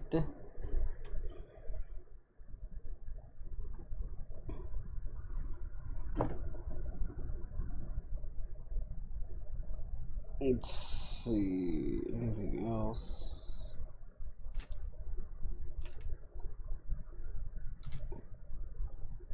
What else show do I remember that was really fun? I hated Ruby after season 4. I never watched Ruby. I need to get back to watching. All I Ruby. watched was Red vs. Blue from Rooster Teeth, because that's a show that even got me into Rooster Teeth at all. Was Red vs. Blue. That's what they built their foundation on, and that's what I watched. Ruby came way later. I you know, if the time comes and I decide, and I probably won't even watch it with the whole Vic thing. Now I'm really probably not gonna watch it actually. Now you're just making me hate you. Because how they handle that situation. So now I probably won't even watch it at all. In your opinion, what is the best filler Dragon Ball? Dragon Ball, the best filler, probably still the one where Piccolo and Goku go for the driver's license. You know, still my favorite filler episode. And there's a lot of good filler episodes I like. If we're being honest, the Dragon Ball, the Bardock special, that's nothing but filler now. That's one big filler because it's not a part of the main continuity. And it's so much so Toriyama had to write it in as part of his main continuity if I'm going. So yeah, have you seen In Another World with smartphone? Again, No. I watch a lot of isekai. I love isekai stories. I love harem stories, so stuff like that always comes in my radar. I enjoyed it for what it was, but yeah, it's one of those one-off season harem animes that was... I just watched another anime that was basically like it. There was one, I forgot what it was called, but he got transported to another world. He had all these stats. It was like a video game, and he got all these abilities. I forgot what it was called. He was like a magician and had really powerful stuff, but same thing, same scenario, similar to like in Another World with my smartphone.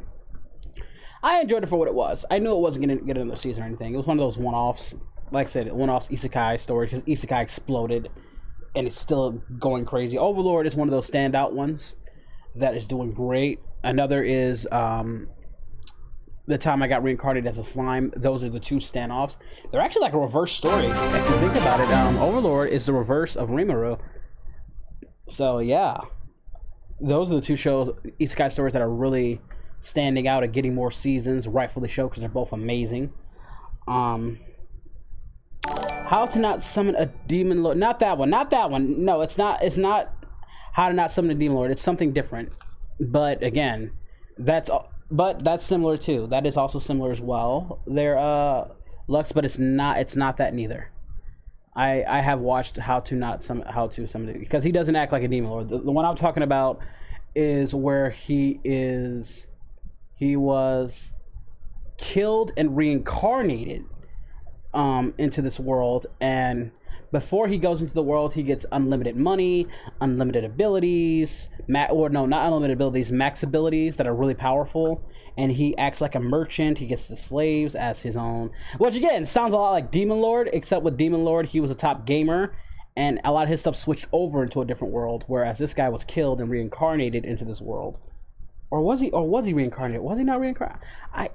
He died. He was like 23. He was like our age. He died and then was reincarnated as a 15-year-old kid into this world. And God. If I look it up, I'll probably find it, but I don't feel like it. Thanks for the follow. Another anime I watched before, Kami-sama Kiss. Wait, which one? Kami-sama Kiss. Who brought that up? Me. Kami-sama Kiss. That sounds so familiar. Type it in. It's the one with the fox and the girl that falls in love with him. Hold on. Oh yeah, that one. I didn't watch too much of that, but yeah. Favorite movie? Mine is Battle of Gods because Vegeta's Goku. Oh yeah, Battle of Gods is up there. Bro, I think the Broly movie is like third on my list. This is one of my That's the favorites. actual name of it. My all-time favorite is probably Battle of Gods because honestly, it was the last Dragon Ball Z product that we got. It introduced Beerus and Whis. It gave us a new form, and honestly, it just kind of wrapped the show up with me really well. So, Battle of Gods is either my favorite or second favorite. It's probably interchanging with that of probably Cooler. I thought Cooler was Cooler in general is just an amazing character. So yeah. Again, we're still to this day. The final characters we were introduced to was Beerus and Whis, and we're so satisfied with these characters. They're awesome. We can all agree to that. So Battle of the Gods is up there. Broly, like I said, everybody loves the Broly movie. Me, honestly, I can easily dissect that movie and tear it apart to shreds if I really wanted to, but I still enjoy the Broly movie. I still enjoy what they did and what they were doing, but there's a lot of stuff I can easily dissect. For example, taking the whole minus thing and making that canon. That alone can make me hate that movie, but I'm choosing not to.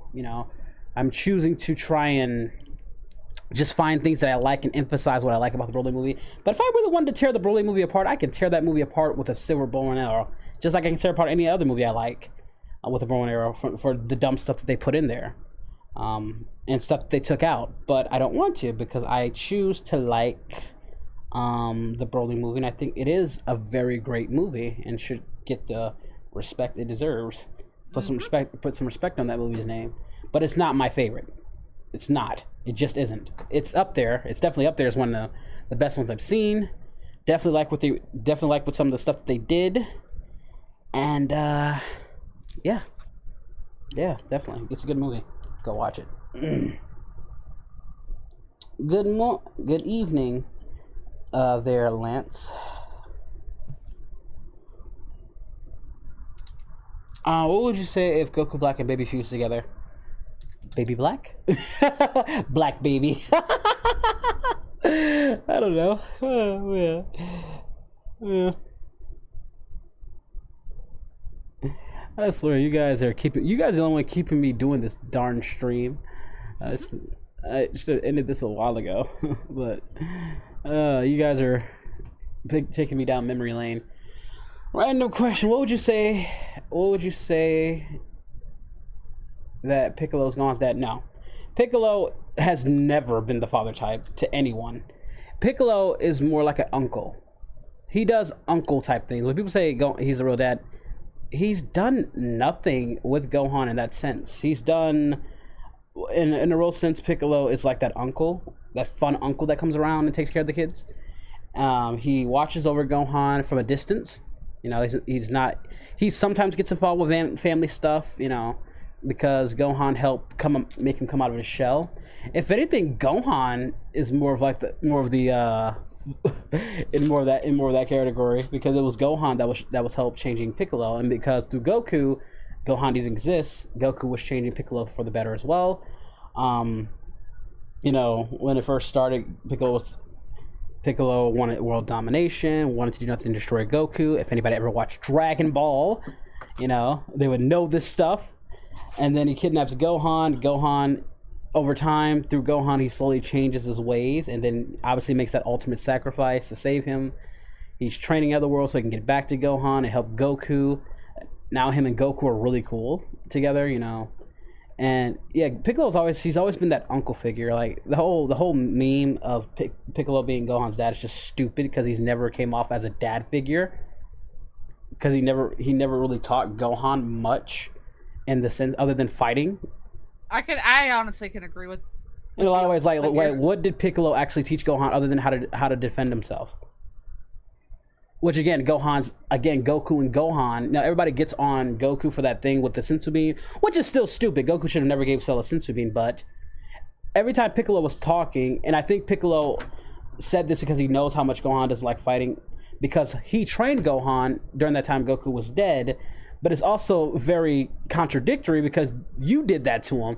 But I think because he realized that when he was training Gohan, he had to pass that on to Goku. Because remember, Goku was dead at that time, and he and Piccolo saw Gohan's great power. And Goku also saw Gohan's great power on Namek, so Goku always saw that there was something sleeping within him. But Piccolo was able to get that time to train with him. Goku did get that time for 3 years during that 3-year period where they were training, and he kept seeing what was in Gohan. But because Piccolo knew Gohan was this timid boy, Goku never got that time. Because remember, for those 5 years, they weren't really doing anything. Goku and Chi-Chi were just chilling out in the forest and doing things that Goku did when he was a kid. Go out, get wood, spend time with his family and all that stuff. They never got to see Gohan's power at that point. It was just them chilling out and having a good time, So, in a sense, it's really difficult. But yeah, Piccolo, if I had to classify Piccolo as anything, it would definitely be an uncle figure. Yeah. I can see that. And he continues to be look now he's like a Uncle to Pan now, He's that guy you can call over and just have a good time and chill with. Like, hey, can you watch Pan for a bit? Thanks, Uncle Piccolo. So yeah, no, he's not the dad type. He wouldn't even know how to be a father, honestly. I don't think he would know how to. But if it's ever like something you need to come talk to or have a training session with, Piccolo's around. He's always gonna have Gohan's back. He's always gonna have Goku's back. And yeah, I think they're lucky to have Piccolo. And Piccolo's definitely lucky to have them because his life would have been so different without them. Any other questions you guys have? Like, just my actual opinion on Dragon Ball. Like, I don't do all that meme stuff. Like, the memes are fun, but if I'm talking my actual feelings on Dragon Ball, I'll give them to you. I'm not gonna give you. That's my issue with Team 4-Star in general, is that they created this scenario that they know they created that's stupid, that people somehow take with their critique of Dragon Ball as official guides to what Dragon Ball really is.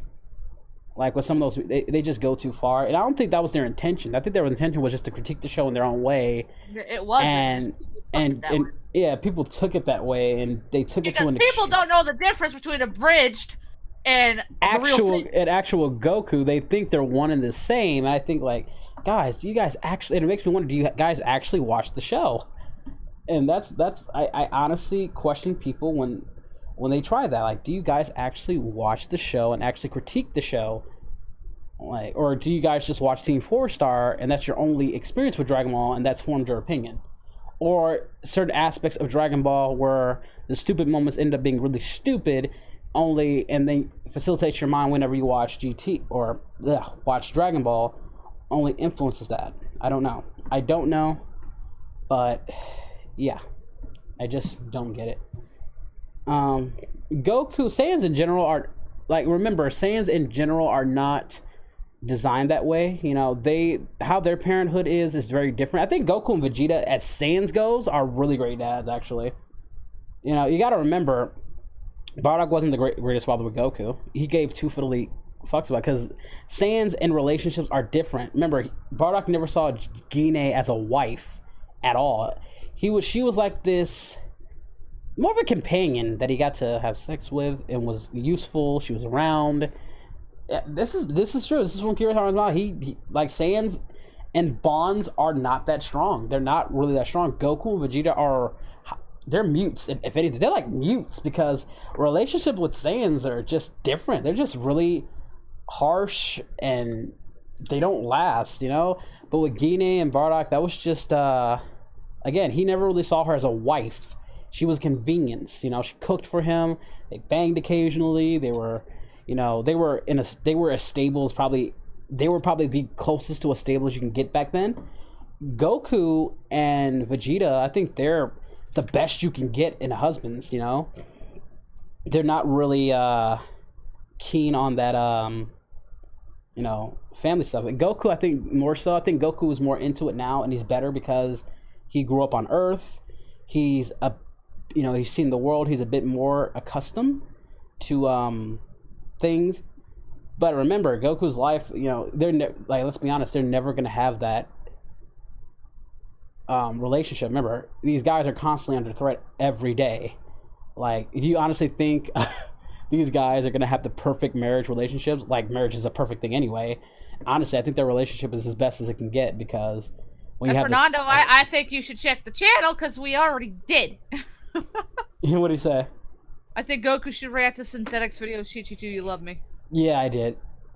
But yeah, it's just, honestly, what do you think, CL? With the world constantly there, do you think Goku and Chi-Chi will have time to do what they can? They barely have time to do anything, because now Goku has to keep training. Gohan's definitely not going to. I think Gohan got the better deal out of it now, because Gohan had the best of both worlds. He had Chi-Chi wanting to study, keep on his studies. Goku wanting Gohan to be a fighter and take care of himself. But somewhere down the line, Gohan decided to slack, and that's why I like watching Masako's What If videos. He thinks that, I think when What If Cell turned good, keeping Gohan on his feet would have helped him a lot. I like that. I like that aspect of Gohan staying on himself and staying training to protect his family, instead of, you know, being with his family, because that's a hard thing to do when you really think about it. What is more important? Protecting your family, getting strong, you know, taking some time out of the day to get some training in, or spending all your time with your family? I don't, you know. So would you rather train to ensure that you're strong enough so when a threat, because threats are going to come all the time in Dragon Ball, they know this. Will you spend that time training and trying to get as much time in with your family as you can while also staying in shape, or just spend all your time with your family? You know, I would personally pick the first one, train and then spend as much time with your family, so when a threat comes, you will be naturally prepared for that threat based on your whole life when seeing all that threat comes. So that's what I would pick. Because honestly, me in real life, my family, I don't spend that much time with my family, actually. I'm kind of an introvert. I think a lot of us are introverts. We talk about family and all this stuff and what it means, but do we actually spend much time with our family? Not really. Do we really? Like, so when I hear people talk about Goku and this, like, who the hell are you to judge? like who in the hell are you to judge him on anything he does? Like you spend time with your family every freaking day of everything. People are busy. Other things happen. Chi-Chi probably, what if Chi-Chi has stuff to do that she doesn't want to do with Goku, you know? Maybe she likes cooking. Maybe she likes going out and having a good time. We don't spend 100% every day with our families. That's just not possible anyway, because people work, have jobs, do this and that. They have their own lives, and I think you should spend as much time as you can. But also with Goku and I honestly, Gohan, he should have been training. He should have, I know Gohan's always been that guy who didn't want to fight. He's always been a passive character who's been forced to fight when he absolutely needs to, but should have had the wherewithal to say, hey, my life has been hell. I was kidnapped as a kid by my uncle, no less, forced to train with the evil green man, who's now like my big uncle now, go onto an alien planet to fight a big evil Emperor Galactic Overlord, fight an evil bug man, androids. You would think he of all people would have, Gogeta, I'm not even gonna dignify your comment with a response because it's stupid. Your response is stupid. I'm not gonna dignify that with a response. Yeah, I just do not see why Gohan never would have came to that conclusion. Like, hey, my life was crap. Maybe I should get some training in to protect my family. I just never understood that with his character. I don't know if it's just the writing on him, but you would think with Gohan and all he's been through, especially with the Cell saga, he would have had the wherewithal to keep training and the not. way they wrote Goku in Super is just, I don't like how they wrote him. I don't like how they wrote Goku in Super neither, especially considering, like I said, I grew up on the sub too. So, and he wasn't that naive. He had like a playful naivete, but Goku does have development, but he's always been like a straight, like a flat book where you can put Goku in a scenario and he doesn't need to change. Goku's never really supposed to change anyway. I wouldn't want Goku to change from the time he was a kid. I want you to add layers to him every now and then, but I want them to do a bit more. How they were portraying Goku as this guy who doesn't learn from mistakes, because Goku learns from his mistakes.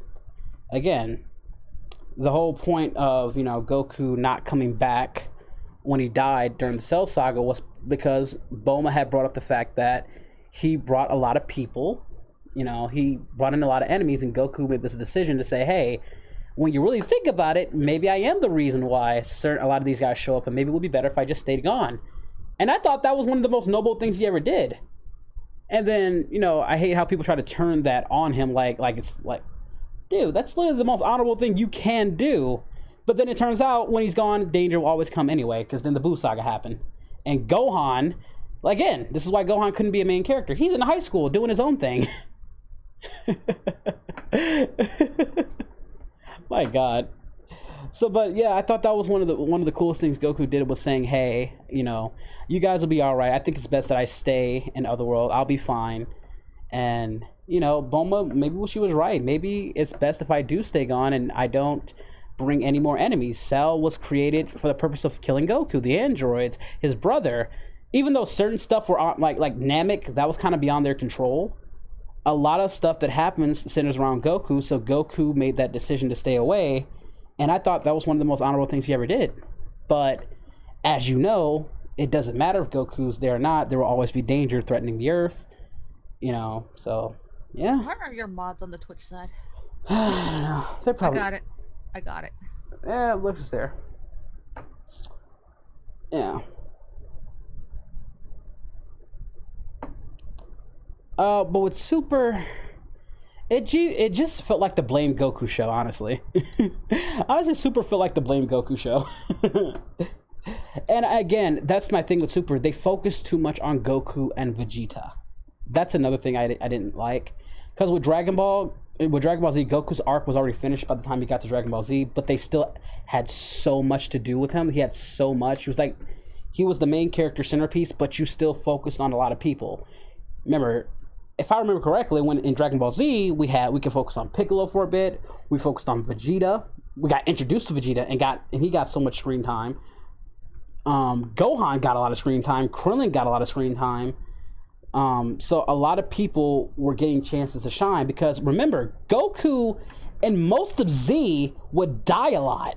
Who was the first character to die in Dragon Ball Z? The first character, other than the farmer. The first major character to die in Dragon Ball Z was Goku. You know how much balls that takes to kill a main character in Dragon Ball Z? The main character, no less. Lux is not a mod on my side? Hold on, let me mod you, Lux. Hold on. Fix that shit. My bad, Lux. Hold on. He doesn't show up on my Twitch side that much. But yeah, they killed him off the second time. Then, remember, he gets to Namek. He wrecks the Ginyu Force, and then he gets sidelined again. Toriyama was always putting Goku in a scenario where he had to be decommissioned, but then would bring Goku at the last minute. He was always that last minute guy to save the day. But he kept getting...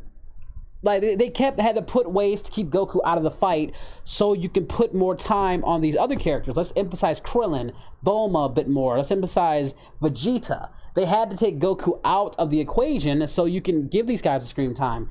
In Super, you don't get that. It goes back to Goku and Vegeta, which it's like they kind of backpedaled there. It's like, no, you shouldn't do that. You should emphasize Gohan more.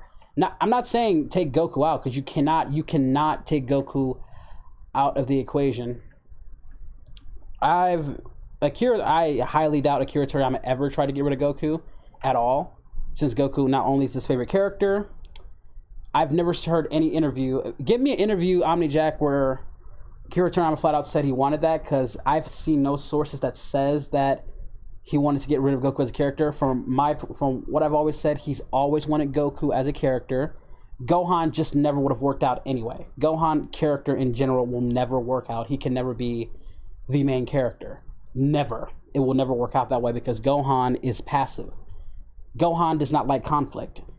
And throughout the whole show, Gohan will never try to do things that Goku do. Remember, what was the first thing that happened when Goku died and left, and Gohan was the quote-unquote main character of the show? What did we get? Nothing. We got Gohan going to school, doing, living his life, living his best life.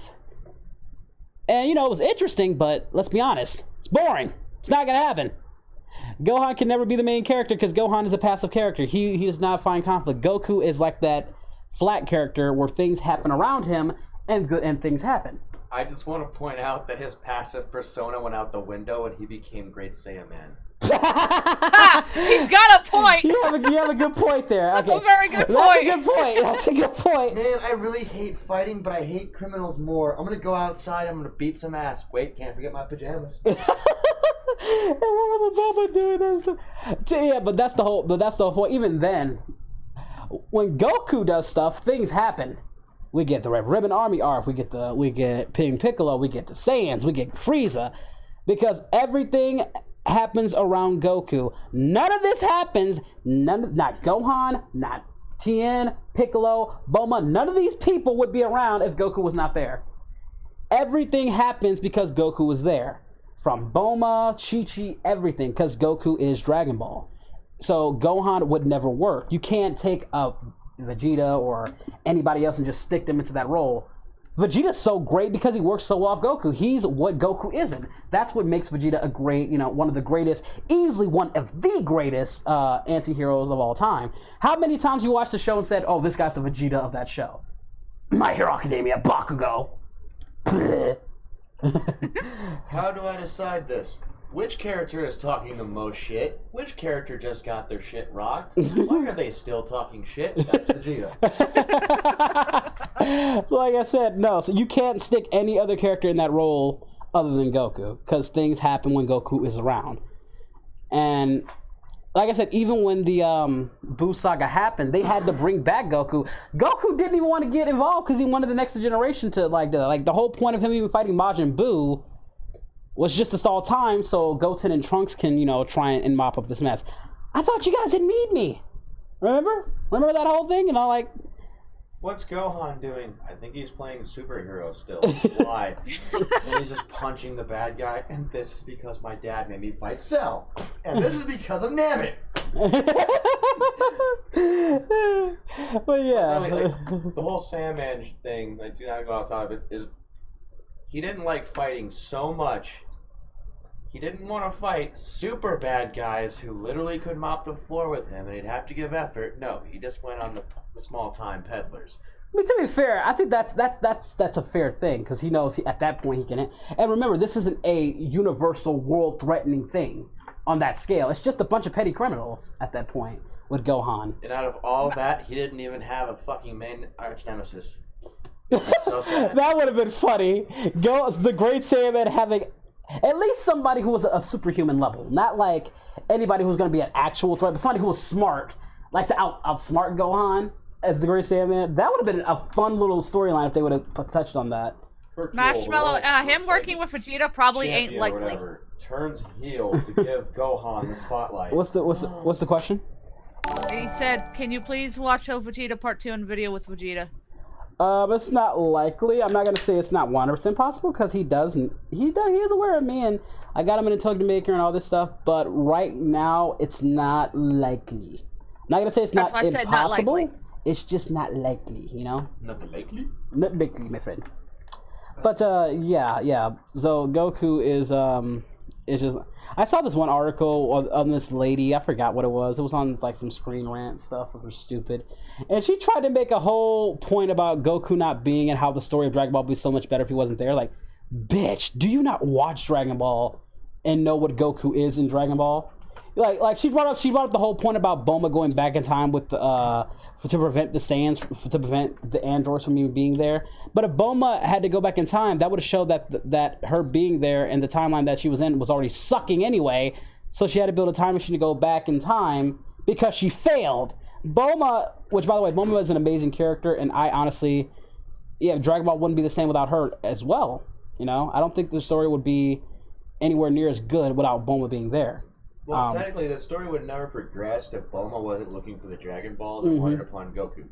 Yeah. Which case, Goku had no idea that there were 6 more of these damn things. And they granted a wish. Yeah, Bulma was Goku's first interaction to the outside world, and she plays such a significant role in getting. Because remember, in the early stages of Dragon, Goku was very bland a lot of times. He was like this bland character a little bit, and then Bulma came along and really drove the show. So Bulma's definitely one of the second most important As characters a in Dragon woman Ball. in her teens, early maybe. Goku was like mid-20s. 12. She was 2-3 years older than him. 15. All right. It's like you just show up one day, you find this homeless kid in the woods. He shows you this shack. No. The first interaction they had, she hit him with his car. Goku smashes his power pole. She shoots at him. You shot a 12-year-old. Yeah, but he bounced back like that wasn't shit. I know, but still, it's just like, you shot a 12-year-old. Shouldn't have hit a fucking car. She hit him though. Shouldn't have been in the fucking way. like what the fuck? She hit him in the head. So is this where you live? Yeah, this is my shit shack. Okay, over here is the shed where I keep my grandpa. Oh God, what is he about to show me? I know, right? It's just like Bulma, and then let's not forget what Bulma tried to do to persuade Goku to give up those Dragon Balls. Which is kind of stupid considering like he's a little kid. What interest does he have in that? It's Japan, dude. Remember, to have sex is like 13 in that game, so it's like that's kind of natural. So, but it's just I just love Goku's savage answer. What I care about your dirty old fanny. Like Goku didn't give any. Like remember, Goku didn't even see a woman. Didn't even know what a woman was. That's why we kept getting the classic.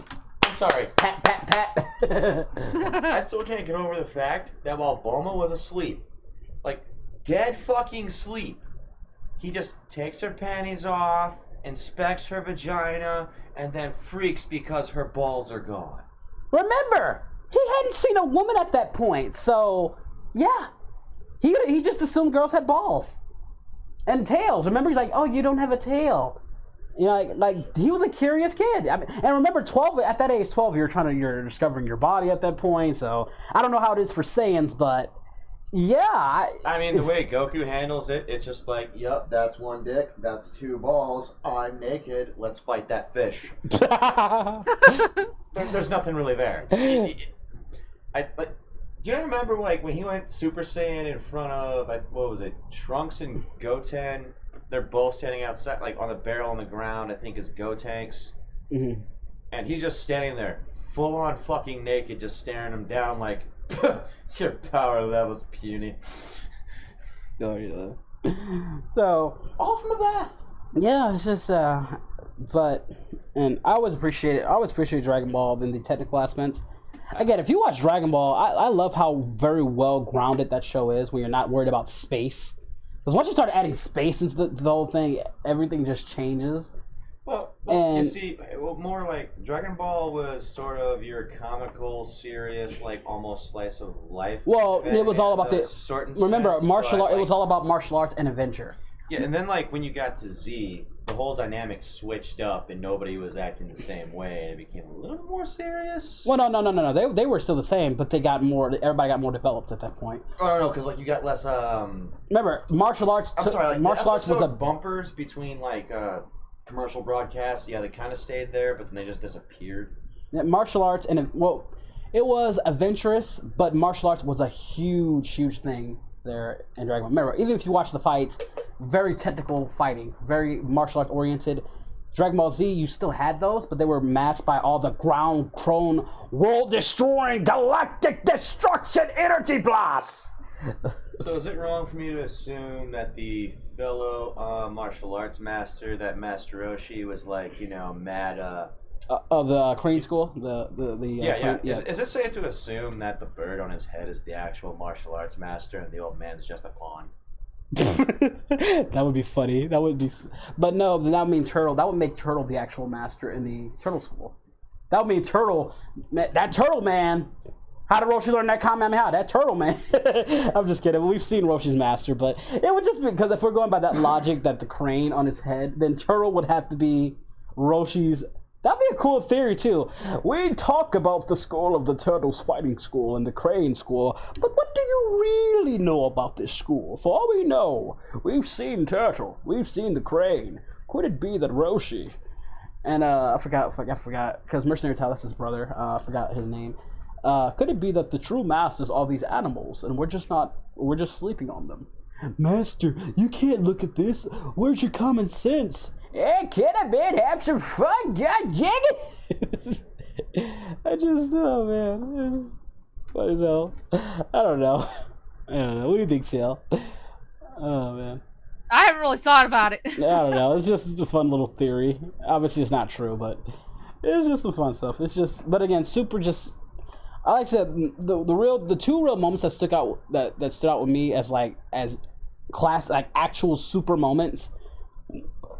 Excuse me, was Goku doing the Kaioken. You know, adding Kaioken with his Well, really, even then, that's a cool moment. That's not a super moment for me.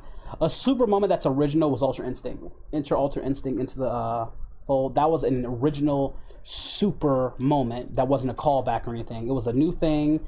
It was something that they did. Where in Dragon Ball, there's so many moments in Dragon Ball that we can go back to, like Piccolo sacrificing himself for Gohan, Gohan going Super Saiyan 2 for the first time, and wrecking Cell, Super Saiyan 3 transformation.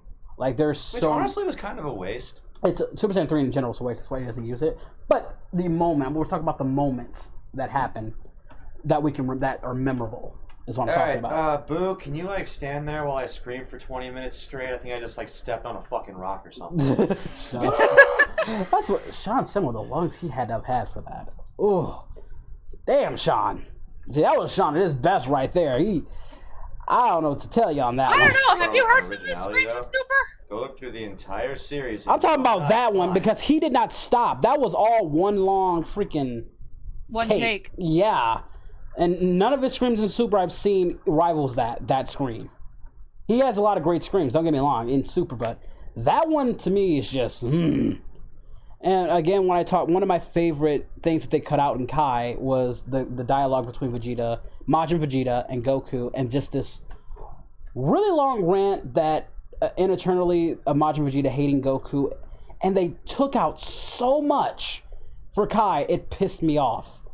Kakarot, I fucking hate your guts. But if this man wins, my wife and child dies, and I can't fucking live with that. But you literally just went evil because I wanted to be stronger than you, damn it. Well, let's be honest, that's Vegeta's character in a nutshell.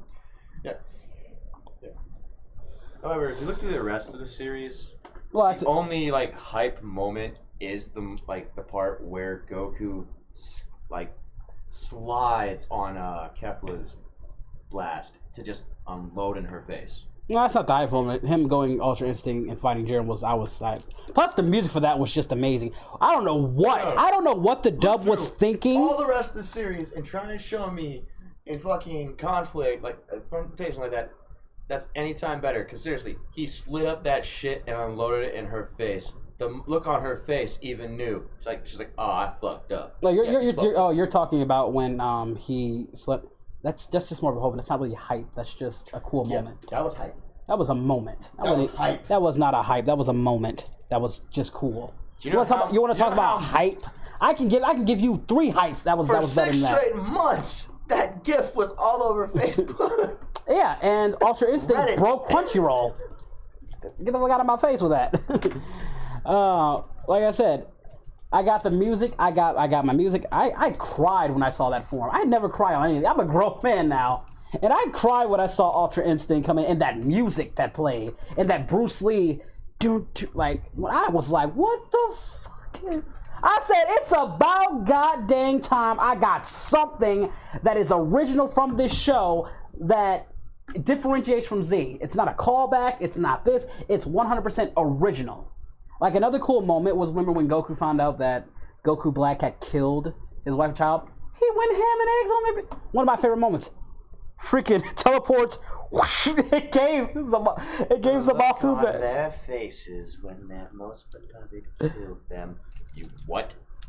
Oh my god. Why are you so mad? It's a different timeline. I'm gonna that teleport back fist that Goku did looking like a badass was just one of my favorite Super Goku moments where he found out and just was wrecking their shit for a moment. Like I said, teleportation, didn't know what was going on, back fist. Motherfuckers, get out of my face. Hey Vegeta, there's this really strong guy. I need help. I'm fucking there. Oh, thank God, because I can't ask Yamcha to be a meat shield anymore. How many of y'all kind of marked out when you saw Funimation Vegeta and Ocean Dub Vegeta interact in that filler episode? Is that what you're talking about, the filler? Like, again, filler has its uses, and I kind of marked out when I saw Ocean dub Vegeta and Funimation Vegeta interact. That was neat because I did watch the Ocean dub too. So that was really neat seeing. But yeah, Ultra Instinct easily is my favorite moment in all of Super. And just seeing, and honestly, just glad Goku didn't just body anybody. It's actually a perfect way to showcase what Goku is. Potential, just so much potential in him to do more and more. Again, you cannot win the Son of Goku! And let me walk through these blasts and not say nothing like a badass. And Jiren's like, alright, y'all need to calm down. I got this. One's at Jiren. Jiren does his, I forgot what his attack was called. The thing with the where his eyes flashes and he's really hitting Goku. And again, that Jiren fight, episode 109 and 110 is just, he bodied, if you want the perfect way to show off somebody's strength, body every form Goku throws at you, easily, just, let me test them out. Everybody, I'm glad Krillin was, cause all that hype, they drag these fights on. No, Goku's always been the type to prolong the fight to test his opponent's strength out. That's how he works as a fighter. He never wants to go all out. He needs to test them. So he would, let me go Super Saiyan. Nothing. Super Saiyan 2. Made my neck budge a little bit. Super Saiyan God. I'll use a finger. This is a stronger version of God that was going toe to toe with Beerus at nearly 70% of his power, and Jiren is using this. Remember, a stronger version, not the same version that he fought in Battle Glass. A much stronger version of Super Saiyan God, and Jiren's blocking it with one finger. Fine, I will go blue. Now I'm doing something. I'm pushing you back. Oh, you're doing something? Oh, shit! Oh, my back! Let me go, Kaioken. Oh, God, he's still wrecking me. Times 10, he's still wrecking me. Let me use my Super Spirit Bomb. And people are wondering, how was he able to get the Spirit Bomb so well? Well, lots of strong fighters, lots of ki, lots of Genki Dama. It's not like Earth, But why would those fighters even decide to say, fuck it, here's my energy? Well, it was everybody from Universe 7, like everybody who was an ally. Remember, you can't get like Genki from someone like an Android 17 compared to a human. That's a lot of Genki Dama power. How would you feel? That one female priest, right? That other angel, like Vados? Yeah. What if she's just sitting there, just secretly giving Goku power? Yeah, that's that. How many of you guys thought that was weird that Vegeta wasn't? Frieza gave energy. That was so weird that. Hold up! Did you not see their bromance moment when he came back? Yeah. My hand slipped. My hand slipped too. Dude, at that moment, I was like, just fuck. Honestly, already. that's the whole reason why I wanted Linda Young to do that moment, because I really wanted to see what she would have said. But somebody at Comic-Con did make her say that. Like, somebody went to Comic-Con and recorded, say, can you do that moment of Goku, and I finally got to see it. So I wish somebody could dub that, take her voice, dub that, and just see how that worked for anybody who grew up watching Dragon Ball Z, because that it works so well with me. Like I said, I'm okay with the current voice actor for Vegeta. He's fine. But for me, I wanted to see Linda and Goku and Sean have that interaction again. Oh my hands! Because I can sexualize that so much. It's funny. It's funny as hell. Yeah, it's just I was so surprised that Vegeta did not give Goku his energy. That was just such a weird thing that Frieza of all people said, yeah, I'll give you my energy, and Vegeta's like, nope. Is he still salty from the Broly movie where he had because remember when Vegeta, give me your power, tell me why, Kakarot. Oh my God, you are such a prude, dude. Give him your stupid energy. But again, I'm getting back to Jiren. You want to establish Jiren as just the toughest opponent he's ever faced. Give him his best Spirit Bomb that is stronger than him. The Spirit Bomb has to be stronger than Goku. It's stronger than all his forms. It's stronger than Kaioken times blue, all that stuff. And Goku even says, do not blame me for what happens if I throw this at you. And Jiren's like, do it. I'll stand right. I will let you charge this cat off. Do it. And he blinks that shit away. He didn't just do, he blinks the goddamn Spirit Bomb away back at Goku. Goku's strongest attack he's ever done up until that point. and he blinks it back at Goku. That's how you hype. That's how you make a character look like Badass. no, like this indomitable force. It's like, say what you want about Jiren's character, but from a presence standpoint, how they presented him. Oh my lord. Oh my lord. Why is it doing this? For some reason, I shouldn't be hearing you on my hold on. Apparently I have to restart the thing, but let me, before we end, we're gonna talk a little bit more. Hold on, let me turn off my,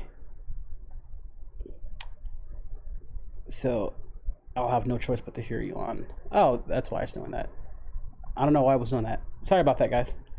But yeah, that's how you make someone look just absolutely insane. And then we get into Ultra Instinct again. This is still a suppressed Jiren. This Goku's now blitzing everybody. Topo, who was, remember, Topo was going toe to toe with a Super Saiyan Blue Goku, and now nothing. Dispo. Welcome to the universe with a man who is stronger than a god. Yeah, you have Topo, the new god of destruction, in line, and you have fucking Jiren, and it's like, what the shit? What the shit? Well, to be fair, Vegeta and Goku can also be, they were also at that level as well. Even Frieza could be a candidate at that level. No, I mean, clearly, Jiren can rock Topo's fucking shit. Well, Jiren's beyond the gods. Jiren's beyond the gods. He's not beyond Xeno. Is that... I know, I'm offended too. Like, this is why I get a little bit. I think as fans we get so jaded as we got older, because as kids we probably wouldn't have cared, but now as adults we're just so. But again, Goku then goes again.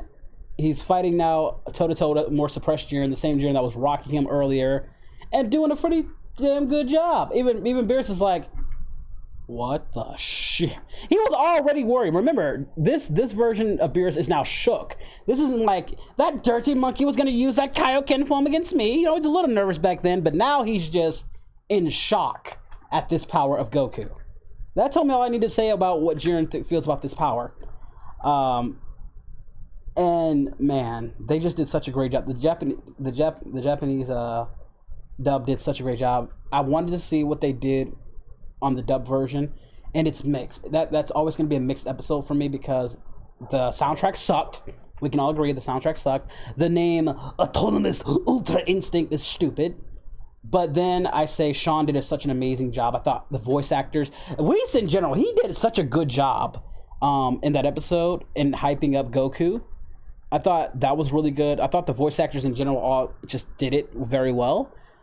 But the music and the name and some of the stuff they were doing was just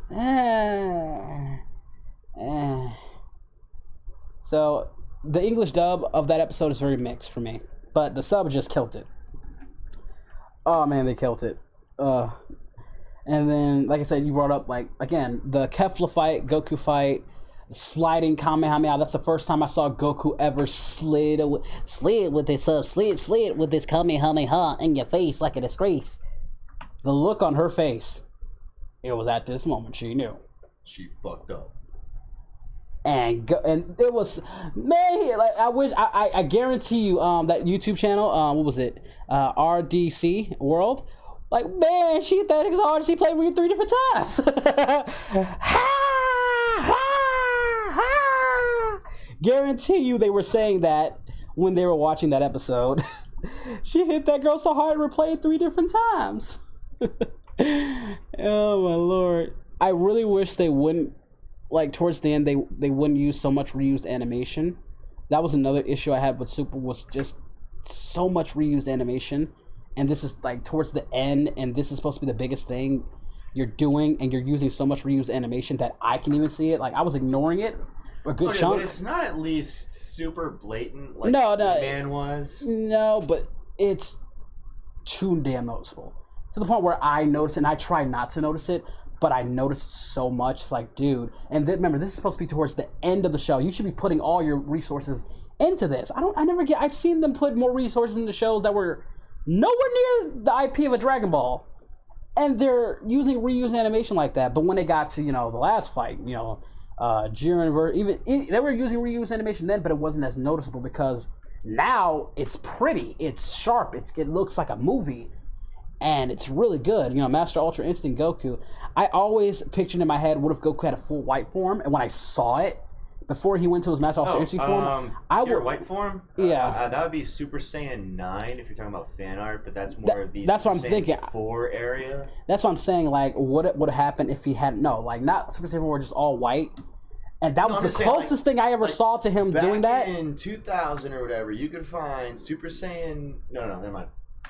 A little bit after GT's release in the US, you would find Super Saiyan 9 like fan art, and it'd be Goku in Super Saiyan 4, but he has Super Saiyan 3 hair, and it's all fucking white. Same with the red fur, it's white too, and he's just standing there looking beastly as fuck. Yes, but that picture of him like that was the closest I've ever seen to anything that was close to a fan art. Like, did they listen to the fans? And Jiren just got wrecked with multiple hits. I didn't cry, but I was in shock. I honestly felt bad for Jiren. Because remember, at that point, Jiren, this is a whole year, Jiren has not been touched. So they did it, like, if this is wrestling, they did such a great job keeping Jiren protected as a heel. Oh my god. And then he just wrecks Jiren. What's Jiren's backstory? It's very sad. You know, somebody tried to give, somebody did a better job explaining his backstory to me. It's like, he used a lot of headcanon. Like, he formed the dots himself that on whatever little stuff backstory they showed of him, he was connecting those dots to try and prove to me that Jiren is a deep character because he was connecting those dots that they weren't showing. And I was like, dude, nice try. You can tell me, you can spout all the hot garbage that you believe Jiren has. Thank you, but it's not going to convince me that Jiren has any type of, like, he ain't Darth Maul. Darth Maul has backstory. And good backstory. I want to say Jiren's probably Darth Sidious level, and Darth Sidious level. Who the fuck could really touch Palpatine in the entire Star Wars movies up until Darth Vader threw him down a fucking conductor? Yeah, but you're comparing a Palpatine to a Jiren. I wouldn't put Palpatine in the same stratosphere. The closest thing I would put to anybody is Aberoth, which is the most powerful Star Wars character. Aberoth is... You actually do make a point. But now that's somebody who I'd actually put in a Dragon Ball universe. That bitch. Remember, Grandmaster Luke was struggling. Oh, jeez. Wait, do you watch any of the side Dragon Ball Z stuff from Legends or whatever? It's the one that's connected to the mobile game. I have watched it, but I haven't played it. They've been wanting me to play it, but I haven't played it yet. I should end this, guys. Yeah, I should probably end this because we have been going past the point of where I've been wanting to go. But it's good. It's good, but we have movies to do. We have movies to watch. I'm showing them Harold Kumar Escape from Guantanamo Bay. Did you guys watch the first one? Yes, we watched it yesterday. Yes. And now I'm showing them Escape from Guantanamo Bay. And the more I stay and talk, the more I'm not gonna want to leave, and the more I'm gonna just, we're not gonna get anything done. So, guys, I'm going to end this. Again, thank you all for joining. This was just a chill. We talked about a lot of stuff: Dragon Ball, anime, cartoons. I want to do more stuff like this. Not to jump off a cliff entirely, but I'm kind of still peeved that there is no mention of Tapion besides his additional episodes that were given in for why Trunks has a sword. Oh, Tapion, they even X-nayed that. Even that's got X-nayed from the story. That's got all fucking erased. Yeah, well, Akira Toriyama never considered them canon. He just considered them different alternate realities, which I still say is fine. I don't mind. I'm still with the belief that Dragon Ball GT is where we get the Time Patrol Goku. What Xeno Goku or something? Yeah. You can technically. I think, but wasn't there a manga explaining where Xeno Goku? I'll show you a Geekdom video because he goes in depth where that comes from. Watch Geekdoms. He actually go in depth where Xeno Goku even comes from. That Goku is from the Dragon Ball Z universe. Yeah. He's from that timeline, if I remember correctly. Well, yeah, I understand that, but I'm still with the headcanon that GT Goku is the time traveler one that appears on the prison planet when Goku and Vegeta get tricked into going there because dude kidnapped Trunks. Yeah. But yeah, guys, we'll probably talk more on this. We'll see you guys later. Thank you so much. CL, sorry about a little geeky rant and stuff. She loved it. You're a nerd. Love you guys. We'll see you next time. Maybe next time we'll do some Dragon Ball Xeno stuff. As far as who would I send these guys to? Who should I send the Twitch side to? Hold on, Twitch side. We'll probably send you guys somewhere before. Is there anybody I could send them to, or just well, I will send you there, and we'll do a raid of sorts. You know, do like a little raid of sorts. I'll send them to this person here. I got some suggestions on what I can send them to, so I'll send them to this Tricks person. Tricks VR. Why not? Yeah. Why not? Okay, well, I'm gonna send you guys over here. Do a little quick raid here. Hope you guys have a good time at Tricks Place, and I'll see you all next time. Bye, guys!